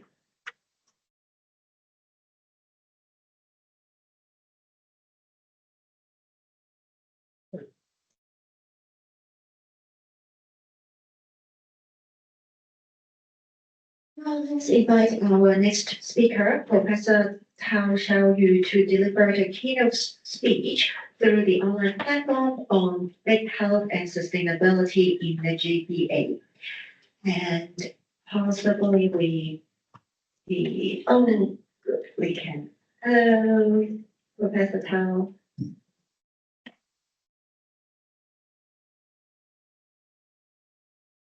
Hello, can you hear me? Yes. Okay. So let's give a big hand to welcome Professor Tao.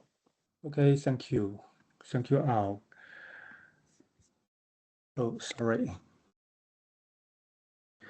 Okay, good morning, everyone. It's an honor to be here today, speaking about a very important and timely topic, integrated health and sustainability in Greater Bay Area.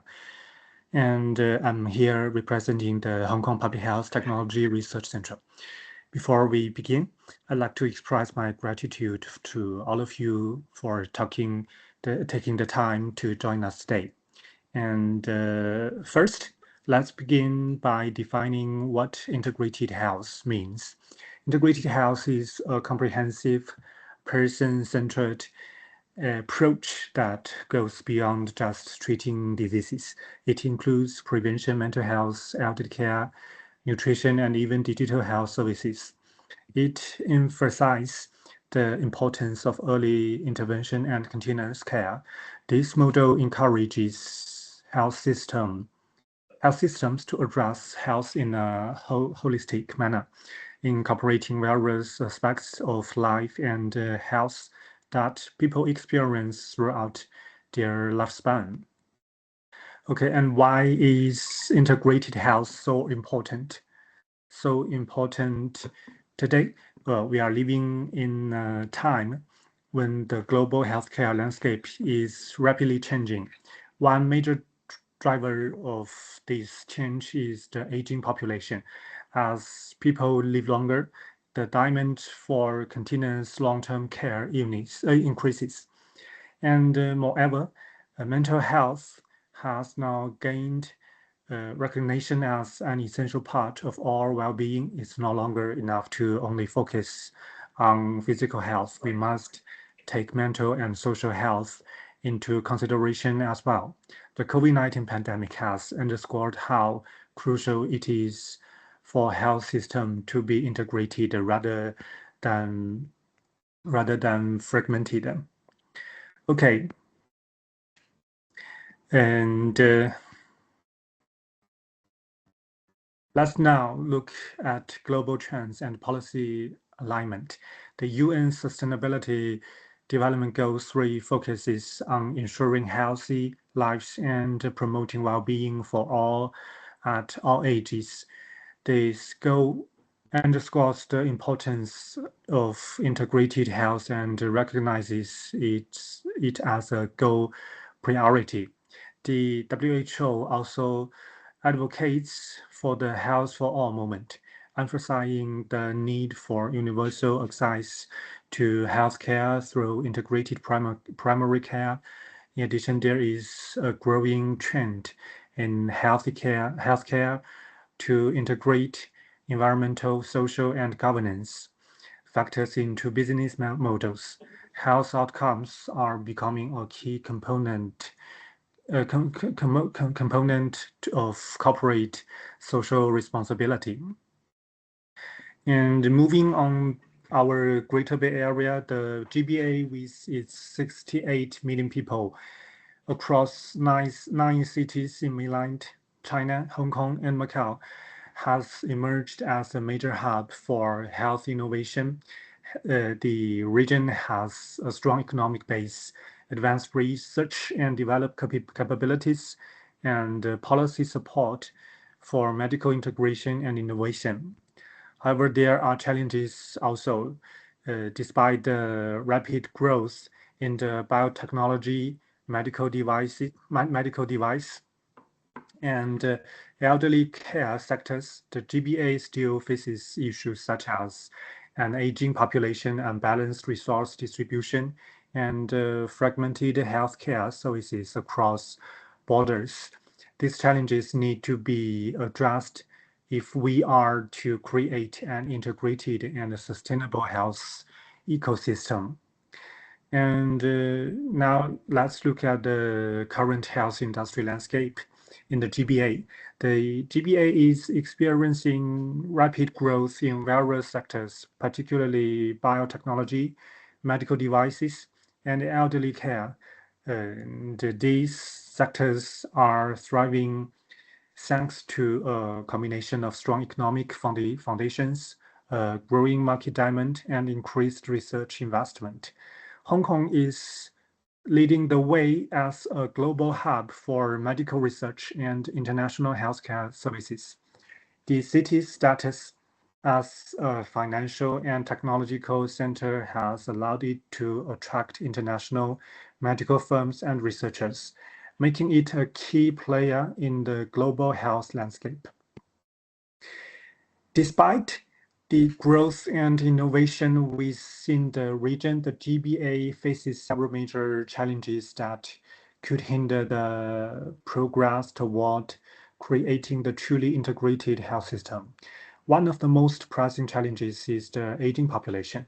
As the elderly population in the GBA continues to rise, the demand of long-term care services such as elderly care and chronic diseases management is expected to increase significantly. This puts a tremendous strain on existing health care infrastructure, which is already under pricing pressure in certain areas.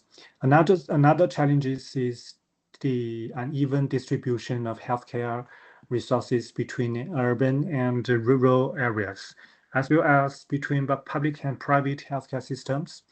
While large cities like Hong Kong, Guangzhou, and Shenzhen have advanced healthcare infrastructure, rural areas often face a shortage of medical facilities and professions, and in some else healthcare access. And cross-border healthcare services fragmentation remains another issue. Even though the GBA is geographically close, healthcare services and information system are often fragmented across different regions and administrative boundaries. This can complicate the coordination of care for people who cross borders between Hong Kong, Macau, and mainland cities. And the healthcare sector has a significant environmental impact. However, healthcare services consume large amount of energy and resources, generate significant carbon emission. Archiving a sustainable healthcare system will require efforts to reduce the carbon footprint and minimize waste, which are critical aspects of environmental sustainability in the health industry. Okay, and why sustainability is a sustainable transformation is urgent. And as we look to the future, we need for the sustainable transformation in healthcare has never been more urgent. healthcare system across the global are under increasing pressure due to rising costs, aging populations, and the burden of chronic diseases. A shift towards preventive care is essential. People are becoming more aware of the importance of health maintenance and disease prevention. Investing in preventive care can reduce the burden on hospitals, minimize the need for costly treatments, and improve long-term health outcomes. This is not just a moral imperative, but also an economic one. At the same time, sustainability is becoming a key competitive factor in the healthcare industry.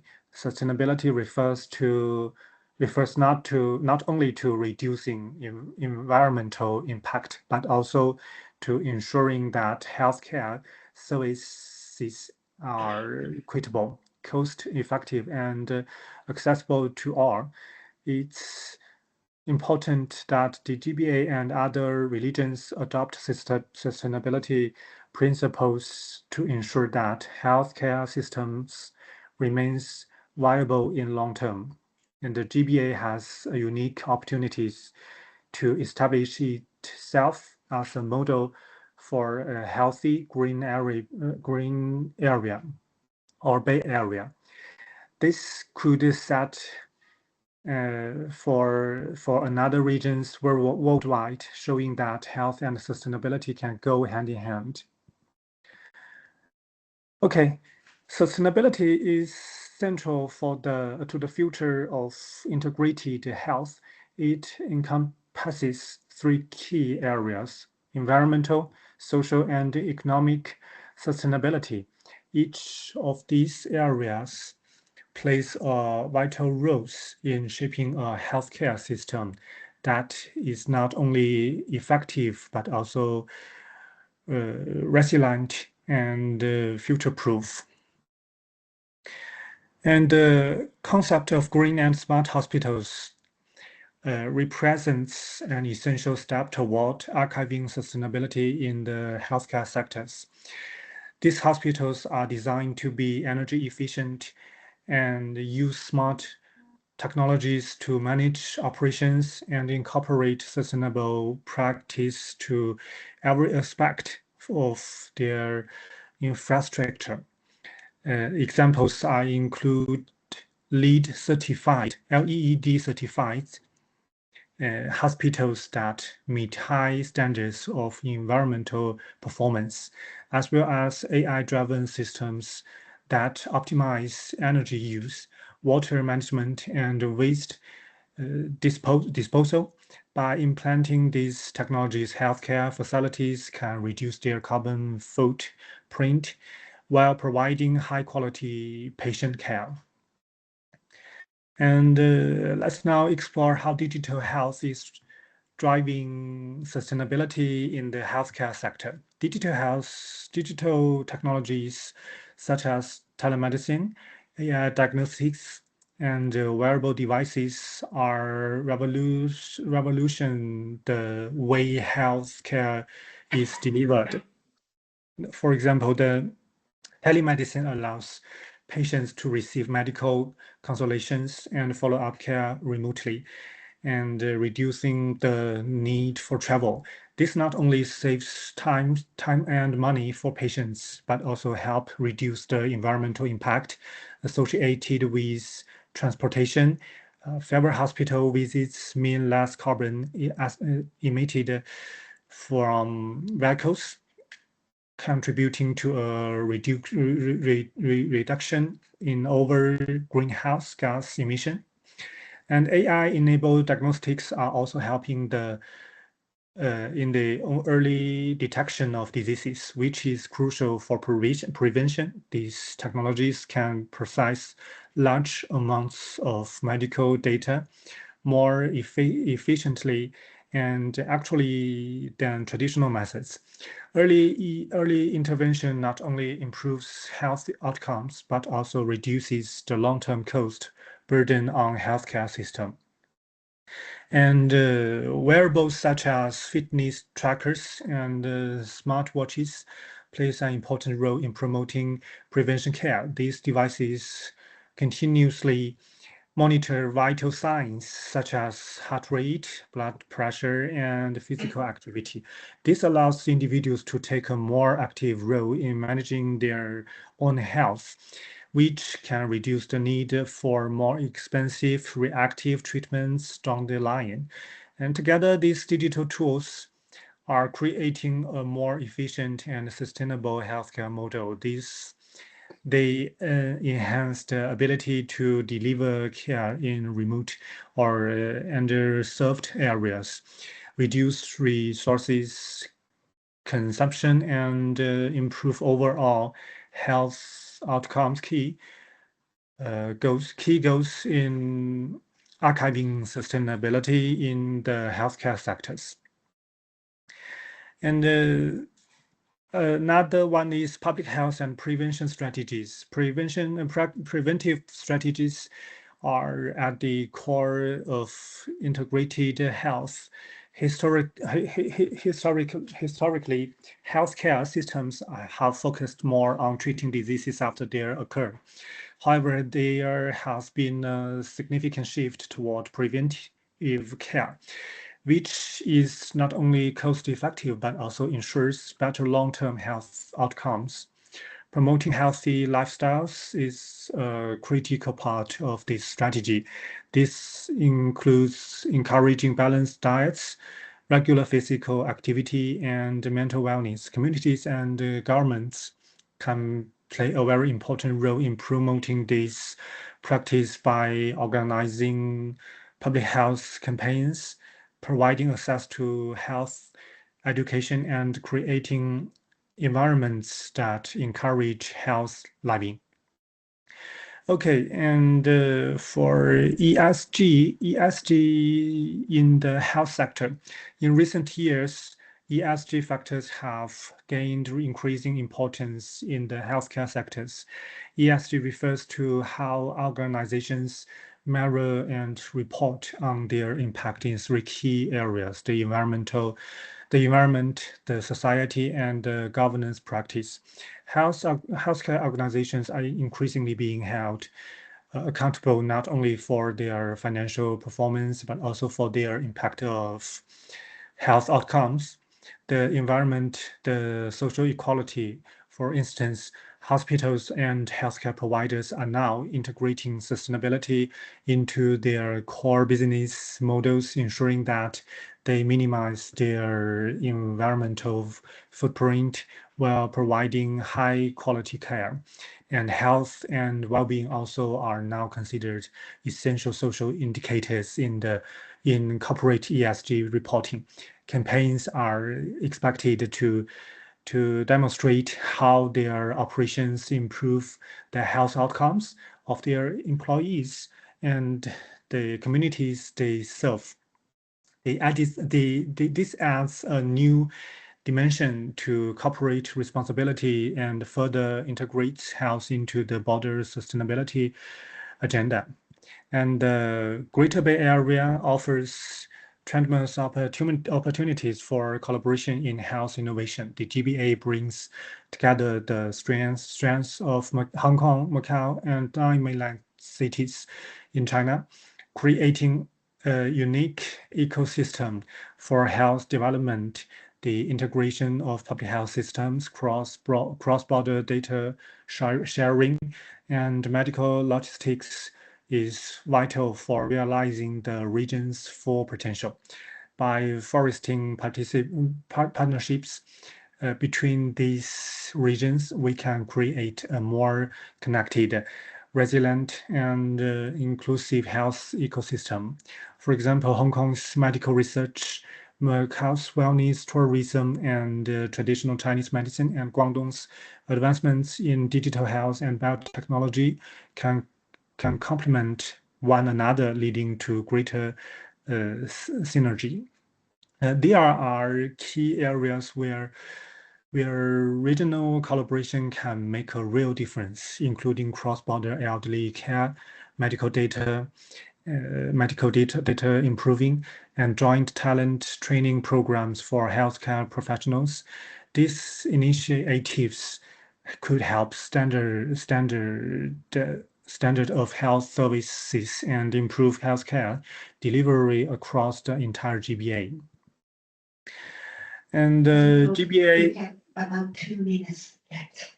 Okay, just on time. Kimber, please continue. Okay, and let's look at the strategies. Okay, look at the strategies. And to move forward with integrated health and sustainability in the GBA, there are several strategic recommendations that must be considered. One is foster cross-sector collaboration, and another is empower with technology and data and promote preventive and community-based models and align with sustainability and ESG principles. And in conclusion, integrated and sustainable health represents the future of healthcare. The Greater Bay Area has the opportunity to lead the way in implementing these principles, not only within the region, but also a global model. As we move front, it is essential that we continue to collaborate together, and innovation and sustainability in all areas of healthcare. Together, we can build a healthier, greener, and more sustainable future.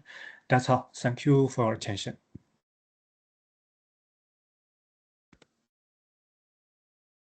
Thank you so much, Professor Tao, for your stimulating presentation.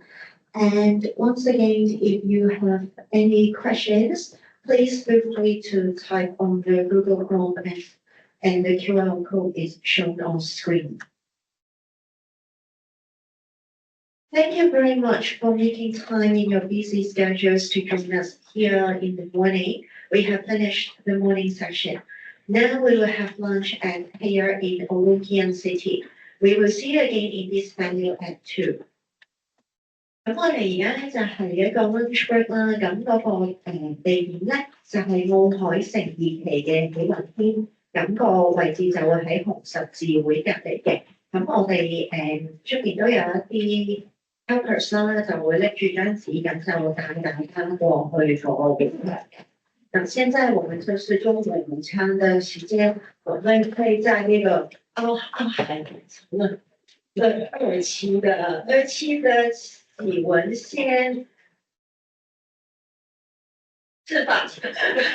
待会儿呢，就2點鐘，我們會在這一個會場再見，謝謝。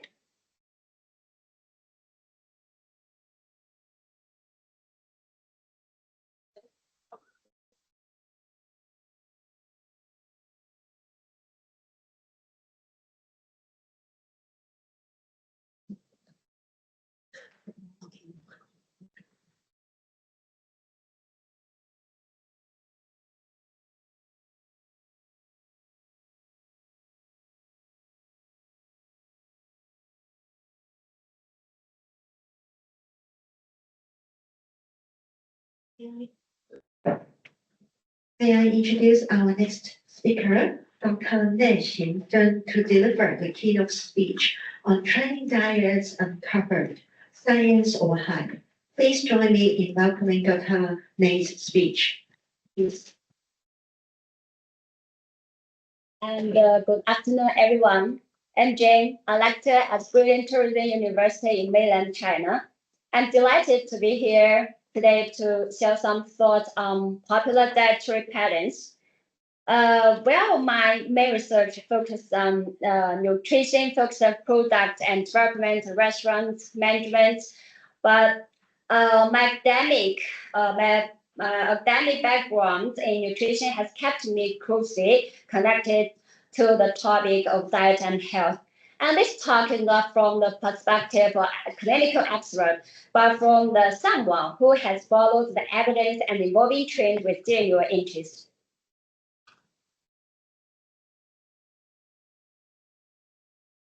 And to get today's talk, I've organized the content into 5 parts. in covering trending dietary patterns, related evidence, and pros and cons, and ultimately how we might choose and what we choose wisely. So why should we care about the dietary patterns in the first place? According to the World Health Organization, the non-communicable diseases such as cancer, cardiovascular disease, and diabetes are now the leading cause of death globally. And in fact, one person under 70 dies from non-communicable disease every 2 seconds. And the emerging studies shows that diet is one of the most powerful and modifiable factors in preventing this disease. And poor dietary habits are responsible for over 11 million deaths per year globally, making it more significant risk factors than tobacco or alcohol. And given this urgent health backdrop, it's no surprise that the diet has become such a hot topic. People are not only seeking to lose weight, they want to prevent disease and optimize longevity and improve mental clarity and even align with the ethical and environmental values. And as a result, a range of dietary trends has emerged, and it's backed by passionate supporters and a great degree of scientific evidence. Now that we understand why people are so drawn to dieting, let's look at the different type of diets currently in the spotlight. The first one is the intermittent fasting. Unlike the traditional diet, the intermittent fasting not focused on what you eat. It's focused on when you eat. The 16-8 method means fasting for 16 hours and eating within an 8 hours window, like 12 to 8 p.m. The 5-2 method allows non-eating 5 days a week and restrict calories until non-consecutive days, but both aiming to manage weight and improve metabolic health is through meal timing. The next is the ketogenic diet. And unlike the intermittent fasting, this one focuses on what to eat. Originally, designed to treat epilepsy in children. It's a high-fat, low-carb, and moderate protein diet. This goal is to shift your metabolism from burning carbs to burning fat. And when it's widely adapted today as a weight loss strategy, ketogenic diet actually originated from medical practice. Another one is the Mediterranean diet. It highlights plant-based foods, whole grains, and health fats, especially extra virgin olive oil. This pattern of eating is linked to lower risk of heart disease and chronic illness. Rather than one strict plan, it's flat. The shared dietary habits across Mediterranean countries influenced by culture and lifestyle. And the DASH diet is designed to lower blood pressure. It emphasizes vegetables, fruits, and whole grain and lean protein like fish, poultry, beans, and low-fat dairy. It limits sodium, added sugar, and saturated fat, and promoting a sustainable, heart health way of eating. And key nutrients include potassium, calcium, and magnesium, fiber, and protein, with a strong focus on low salt and low saturated fat. And the plant-based diet takes the opposite approach. It focuses on the vegetables, fruits, whole grain, legume, nut, and seeds, while minimizing or avoiding animal products. And there's no flexibility in how it's practiced.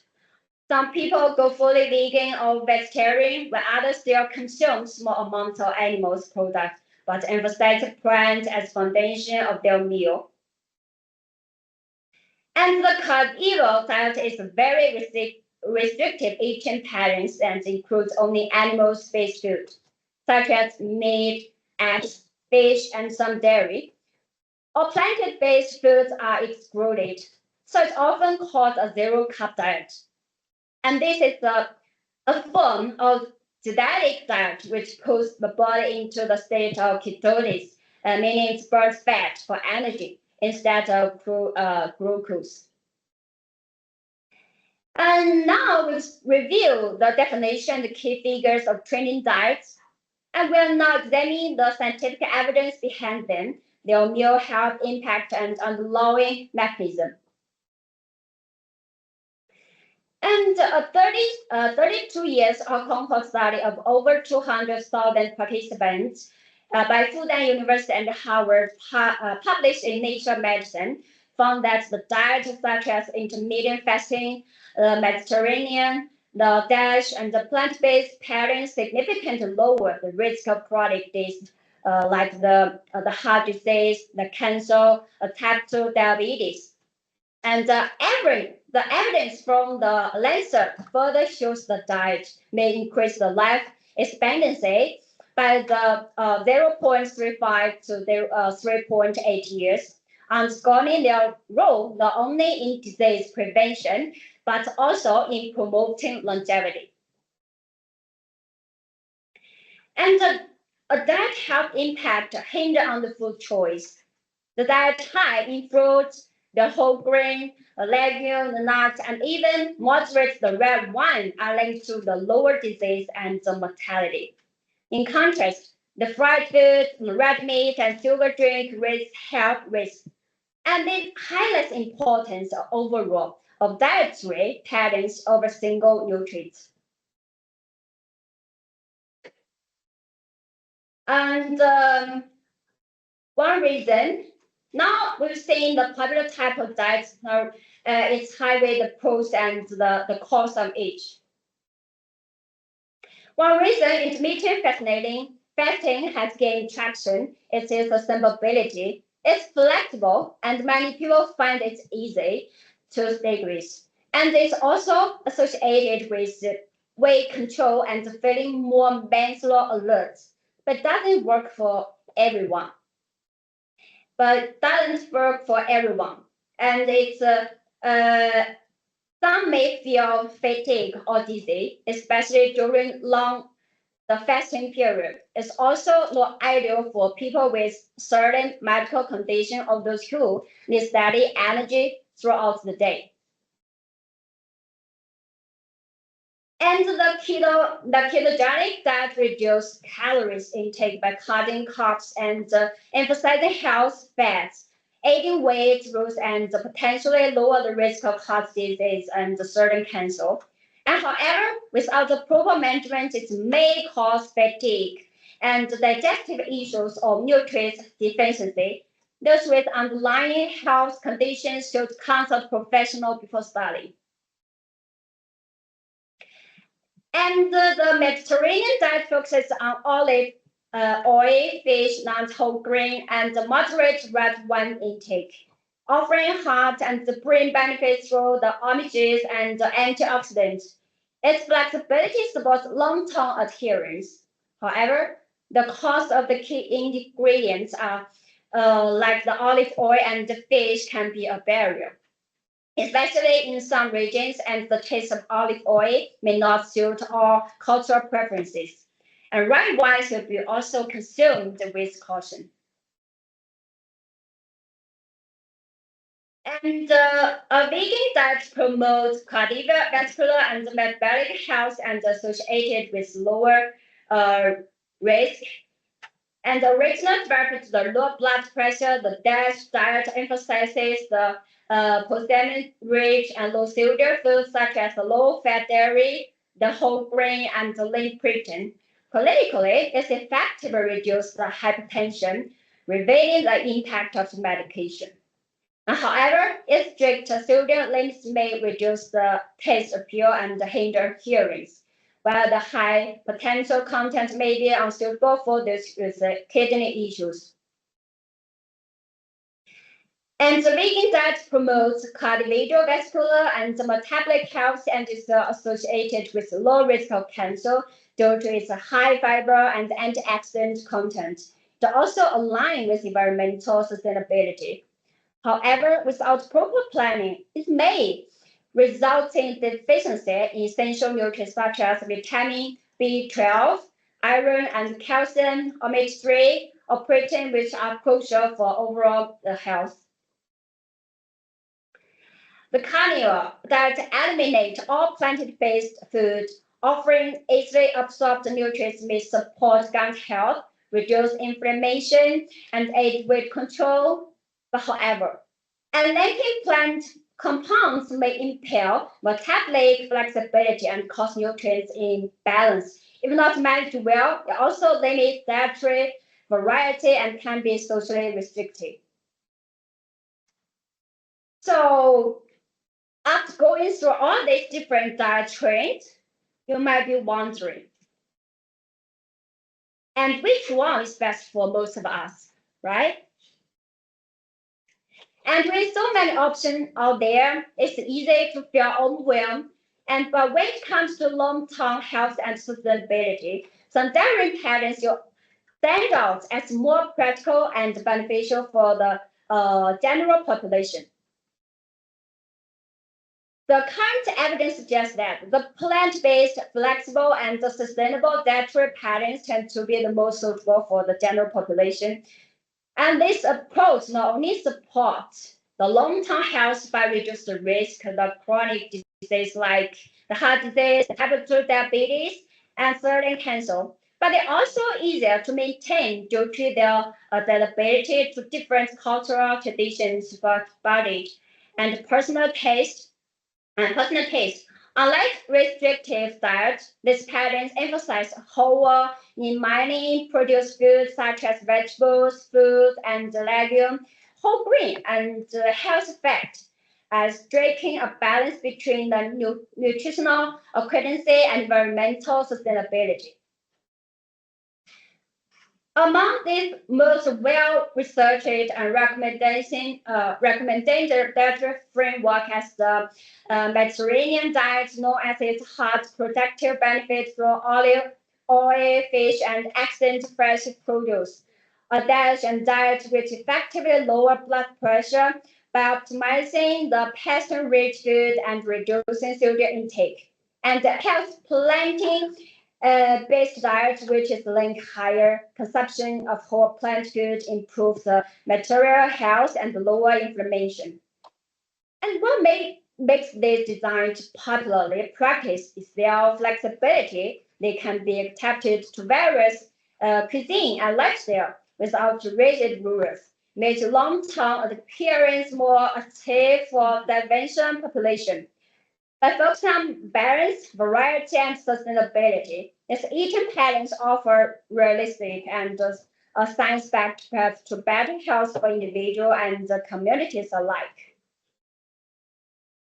And on the other hand, some dietary approaches, such as ketogenic, the carnivorous, and the extreme intermittent fasting diet may not be suitable for long-term adherence, especially for the public. While they may offer the short-term benefits under specific conditions, they require careful monitoring and the professional guidance.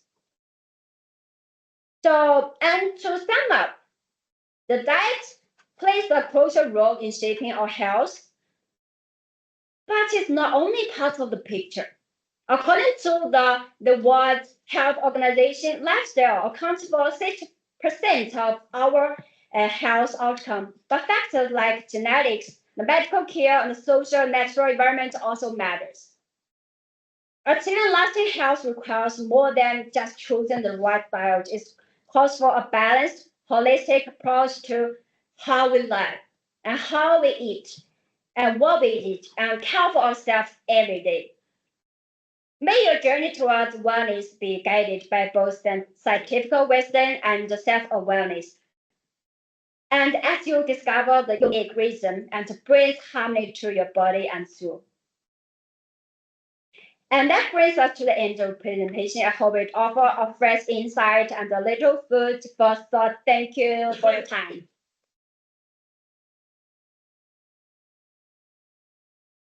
Thank you so much, Dr. Lee, for your fascinating presentation. And once again, if you have any questions, please scan the QR code and type the questions through the Google Form.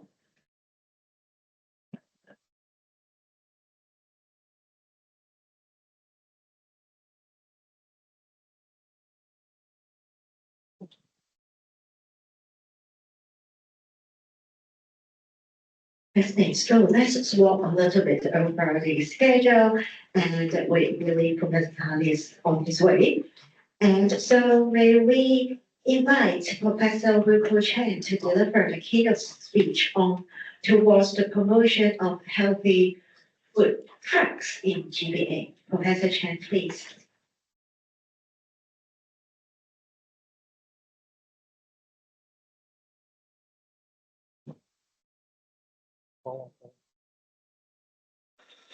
Good afternoon, audience. My name is Wilco Chen. I also come from Macau. Before I joined the MT Macau, I'm also a member of the Poly family on the main campus. This afternoon, my presentation topic is about my initiative for promotion of healthy food trucks in GBA area. So as we all know that we got 11 cities in the GBA area, and the land area accounts for 56,000 square meters. And the GDP accounts for 12% of overall China's GDP. In terms of population, it's about 5% of China's population. So because the central government about a decade ago rolled out this GBA plan, more and more people moving into this region. One of the online statistics indicated in the past years, annual intake of this population is about 500,000. So you can see that this 500,000 coming from different areas. Their eating habits, cooking habits are quite different from our southerners. So because of this and some other, may say, factual situation of our southerners, I would like to indicate why we conduct this kind of studies or propose these ideas. And last year, the SCMP journalists bring out that in the Xifeng province, hot pot restaurant without oil is not delicious. That is well known to them. Yeah. So, but we all know that when the oil we use it again, there's a lot of chemical reaction. We don't know what are the substance insides. And a decade ago, when I traveled to Chengdu, when I landed and then take the coach from the airport to the city, again, I see a lot of hospital is specializing in curing the cancers. So that's the situation in the northern part. And we all know that some of them will migrate, or already migrated to the GBA area. So will they still have this sort of cooking habits, or the taste will remain the same? We don't know. But it's better for us to deliver our healthy knowledge to them about the cooking or for the food product. And then the other is about our Cantonese people. We like to use the cooking method, generate a lot of cooking food or this kind of smoke. And whenever we have this kind of deep firing, we will produce the carbonic or VOC, and that is some kind of harmful substance in gas form. but we will inhale. I remember one of my father-in-law, and he's responsible for doing the cooking for the family. And he loved use this kind of heavy oil cooking. But my air extractor is not working good. And then I give him a mask to put on the mask, but he doesn't like. Anyway, and he leaves us very soon. Yeah. And so that is a kind of favorite type of cooking in a lot of homes in China or around here, our area. And then another message I come across when I retire, I got more time to read the Little Red Book. And I see a lot of people teaching people to do the cooking. And you see the granulated powder using the yellow arrow. You will see that when they produce this kind of video, they teach you to use this kind of MSG, or sometimes they call it the chicken powder. So as we all know that when we are preparing the cooking in Hong Kong, we are educated. In the past 10 years, we have a lot of this kind of healthy food product, healthy cooking. So we educated them. But in China, you can see this kind of mass media still deliver this sort of cooking method. And then another thing I came across this month, when I travel in Shanghai, my doctor recommended me to go to Heicha. Yeah, I think that's the leading cold drink drink in China. And then they had this label, caffeine in drink, red, yellow, green. So we all know that when we have a high concentration of caffeine, we might have become addict. Yeah. So, but the kids or the young people still love this sort of drink. Yeah. So, but we have to tell them about this. Yeah. If maybe they doesn't like our message, but at least we have to bring them to this awareness that most items, when you get a lot, you get addicted. So because of this kind of facts, I have this kind of personal initiative that we need to think of something to pass our message to the GBA or even to the greater part of China. Let the people know more about the healthy cooking or the healthy food product. So in this study, it's an initial study. I go to assess the environmental situation. We're going to develop a kind of food truck. Besides delivering the healthy food product, we will bring some education or educational delivery to the people in those special sites. Initially, it's just the GBA cities. So the second objective of this preliminary study is about the some theoretical framework that can assist this proposal development. And then in my study, we will also address some of the challenge that we can overcome.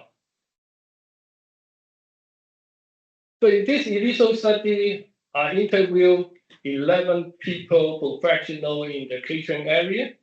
Some are the chef, some are the catering operator, some are on the design, and some even have a mix of these kind of professions. The environmental scan is basically a SWOT analysis covering the strength, opportunity, weakness, and tactics. And we will see the first thing about this proposed group chart is some policy alignment with the central government's directive, local support, and our experience in food truck. So a decade ago, China rolled out the concept of GBA in its 5-year plan. And then later in that year, it come up with a framework or agreement of deepening Guangdong, Hong Kong, and Macau cooperation. And in 2019,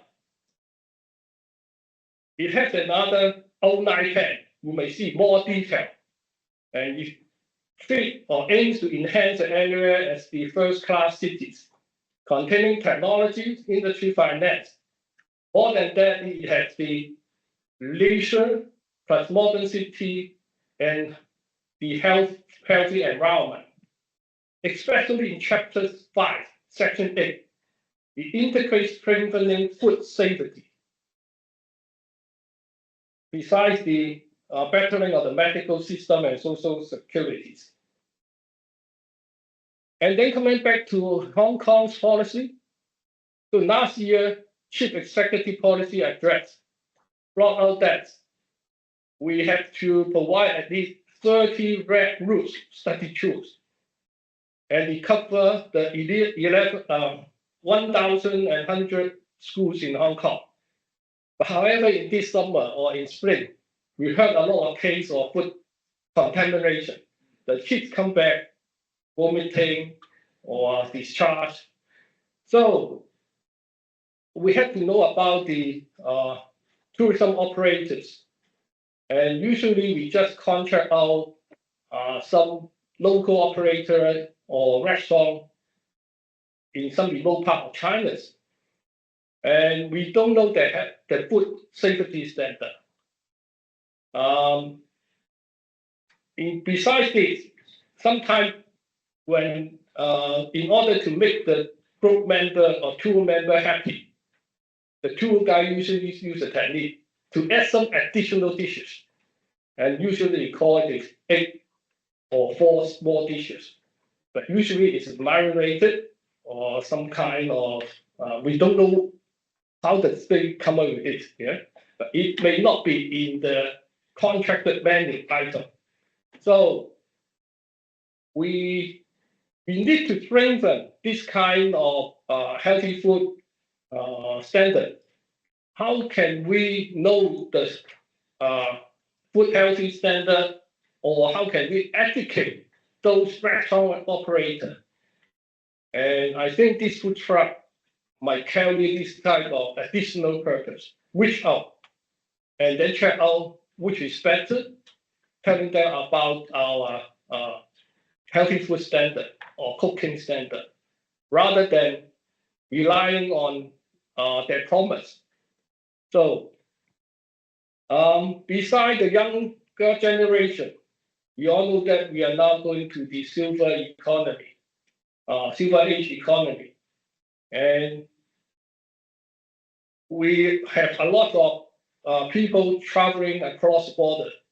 Now when we go to the checkpoint across the border, Lintong, yeah. Every time I cross, people more or less the age like me, yeah. We are not just focused on the delicious aspect of food. We also emphasize on the healthy standard. We usually prefer less oil, less frying oil, and some other less marinated food. But sometimes when you go to those general restaurants, it's not easy to find out unless you go to the high end. Yeah. But even in the high end, some prefer to have some heavy oil because it has been trained to use heavy oil to maintain the tasteful aspect of the food product. That is the training in their culinary practice. So the proposed truck might have to deliver our preferred cooking standard or the healthy attention of our food delivery. Also, another policy alignment is our bridge after 2023, we had two more new bridges linking up the GBA area, including the Hong Kong Macau Zhuhai Bridge and also another bridge linking Shenzhen and Zhongshan, in making the place more convenient. And now our food truck can access these type of cities more easily. And then another asset we have more experience is our special purpose truck business. So you can see I think this one selling ice cream, it has come into existence in my young days, over 3 decades. I think it's a kind of popular food, no matter for people for all age, and it's also very attractive item during the summer day. We have at least 10 months of summer days. So we have this kind of experience, and also during the economic slump in 10 years ago, we also had this kind of culinary food truck pushed by the previous financial secretary. So we also have the truck for the vision. So we have this kind of experience. But however, when we have this truck across the border, if we buy the truck in Hong Kong, we have the first landing tax is 30% more than the import price, and also the gasoline cost is also important. It might drive up the price. So one way we can reduce the operating cost, we might consider get some sponsorship from commercial enterprise, and even we can allow some sponsors to print the advertisement on the trucks, menu, cups, and papers. And we need to express this kind of platform to well plan these kind of activities. And we might even team up with those college students who have interest in this project and even doing research. So there is another kind of resource it might help out this kind of dream or initiative. And another important thing to make this dream or initiative realize is to have some senior officer to push this kind of plan, because he can coordinate with various departments, not just in Hong Kong, even across border. So just mentioned by the previous presenter, one of the popular way to make the healthy food is to use the olive oil. And now some people suggested to mix it with the black coffee. And as mentioned by the previous speaker, it's a kind of confirmed effective way for healthy food. So some people taste this kind of sensory experience is smoother, richer in taste, and the texture is good. And you can try, see whether it work or not. And then another menu we can think of is this kind of water chestnut, rice roots, and sugar cane. And it's a typical healthy drink in our southern China, especially in the early spring. My mom liked to do this for us, because in southern China, in March or April is a kind of season there's a lot of virus, and it is happened. And then the other is about the black mushroom or black fungus. Some people got some blood vessel problem or cardinal related with the diseases. They may consider using this, because some of the people suffer from this in China in the hospital. The GP or those specially recommended use it. And then one of my friend who bring this type of joint venture and mix it with the mix it like in powder form, selling it $800. But I think you can buy one tab using $30 from the supermarket. Yeah, it's useful. Yeah, my experience. And some other quite a lot of problem, just like the instant noodle. We all know that it's not healthy. Yeah, but we have to educate our younger generation, no matter those in Hong Kong or in China. At least they have to aware the problem brings from this kind of instant noodles. So theoretically, we have a co-creation framework.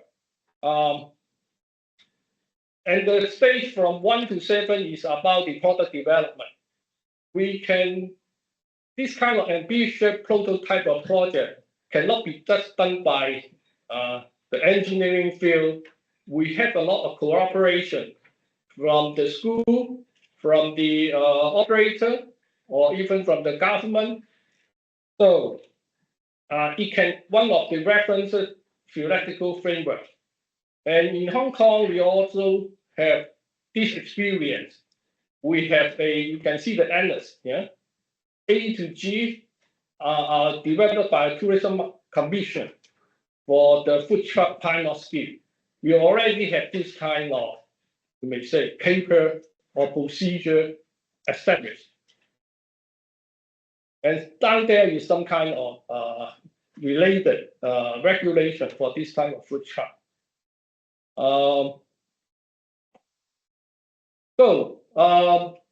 To reach out and share the experience of the healthy food and cooking, the initiative may serve some other purpose because Macau, Hong Kong, Guangzhou, and Shenzhen are the gourmet cities. This kind of food truck might heighten the healthy culinary knowledge to the public.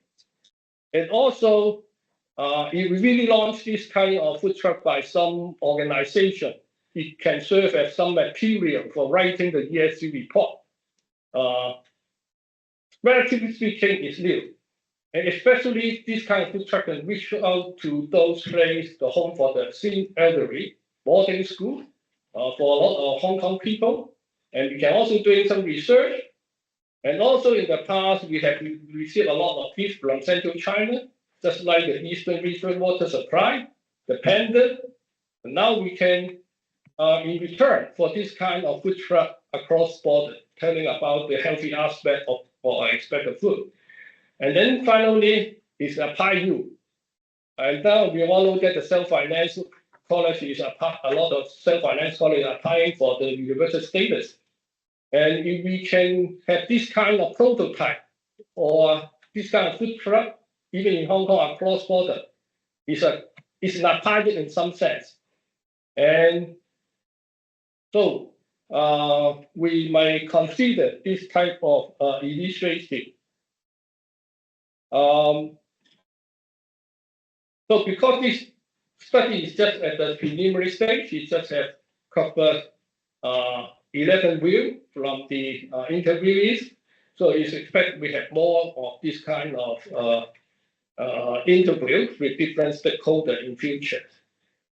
So that is some of the brief presentation about my initiative. Thank you. Thanks so much, Professor Chen, for your illuminating presentation.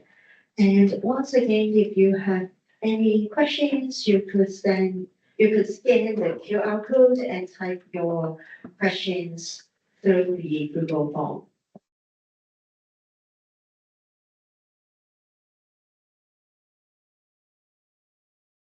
And so that thank you very much about the conference. This is the first day conference completion, and so that I can say it is very smooth. And as I said at the beginning, we are the PolyU speed. Everything is very speedy completion as well. And also in the second day, we have another day conference. It's the 9 a.m. registration, and the 10 a.m. is about the start of the conference as well. And also I can say you can join the lunch same as the restaurant at the 12 noon, and some of the menu is a little bit different, and so that you can enjoy about that. And so that's Cecilia, anything you want to explain? We're going to cover basically everything. The QR code again. So in case you have any questions for Professor Khan's presentation, please feel free to drop a note there. And as Joseph mentioned, before the end of today's conference, we will have about 25 minutes to 30 minutes tea break. Please enjoy the drinks and food served in the pre-function area outside the venue. And thank you very much for attending the first day of the conference. I hope you have enjoyed today's sessions. And once again, we will start the conference registration by 9 a.m. tomorrow, and the conference session will start at 10 a.m. Stay placed. I wish you all a pleasant day and see you tomorrow. Bye-bye.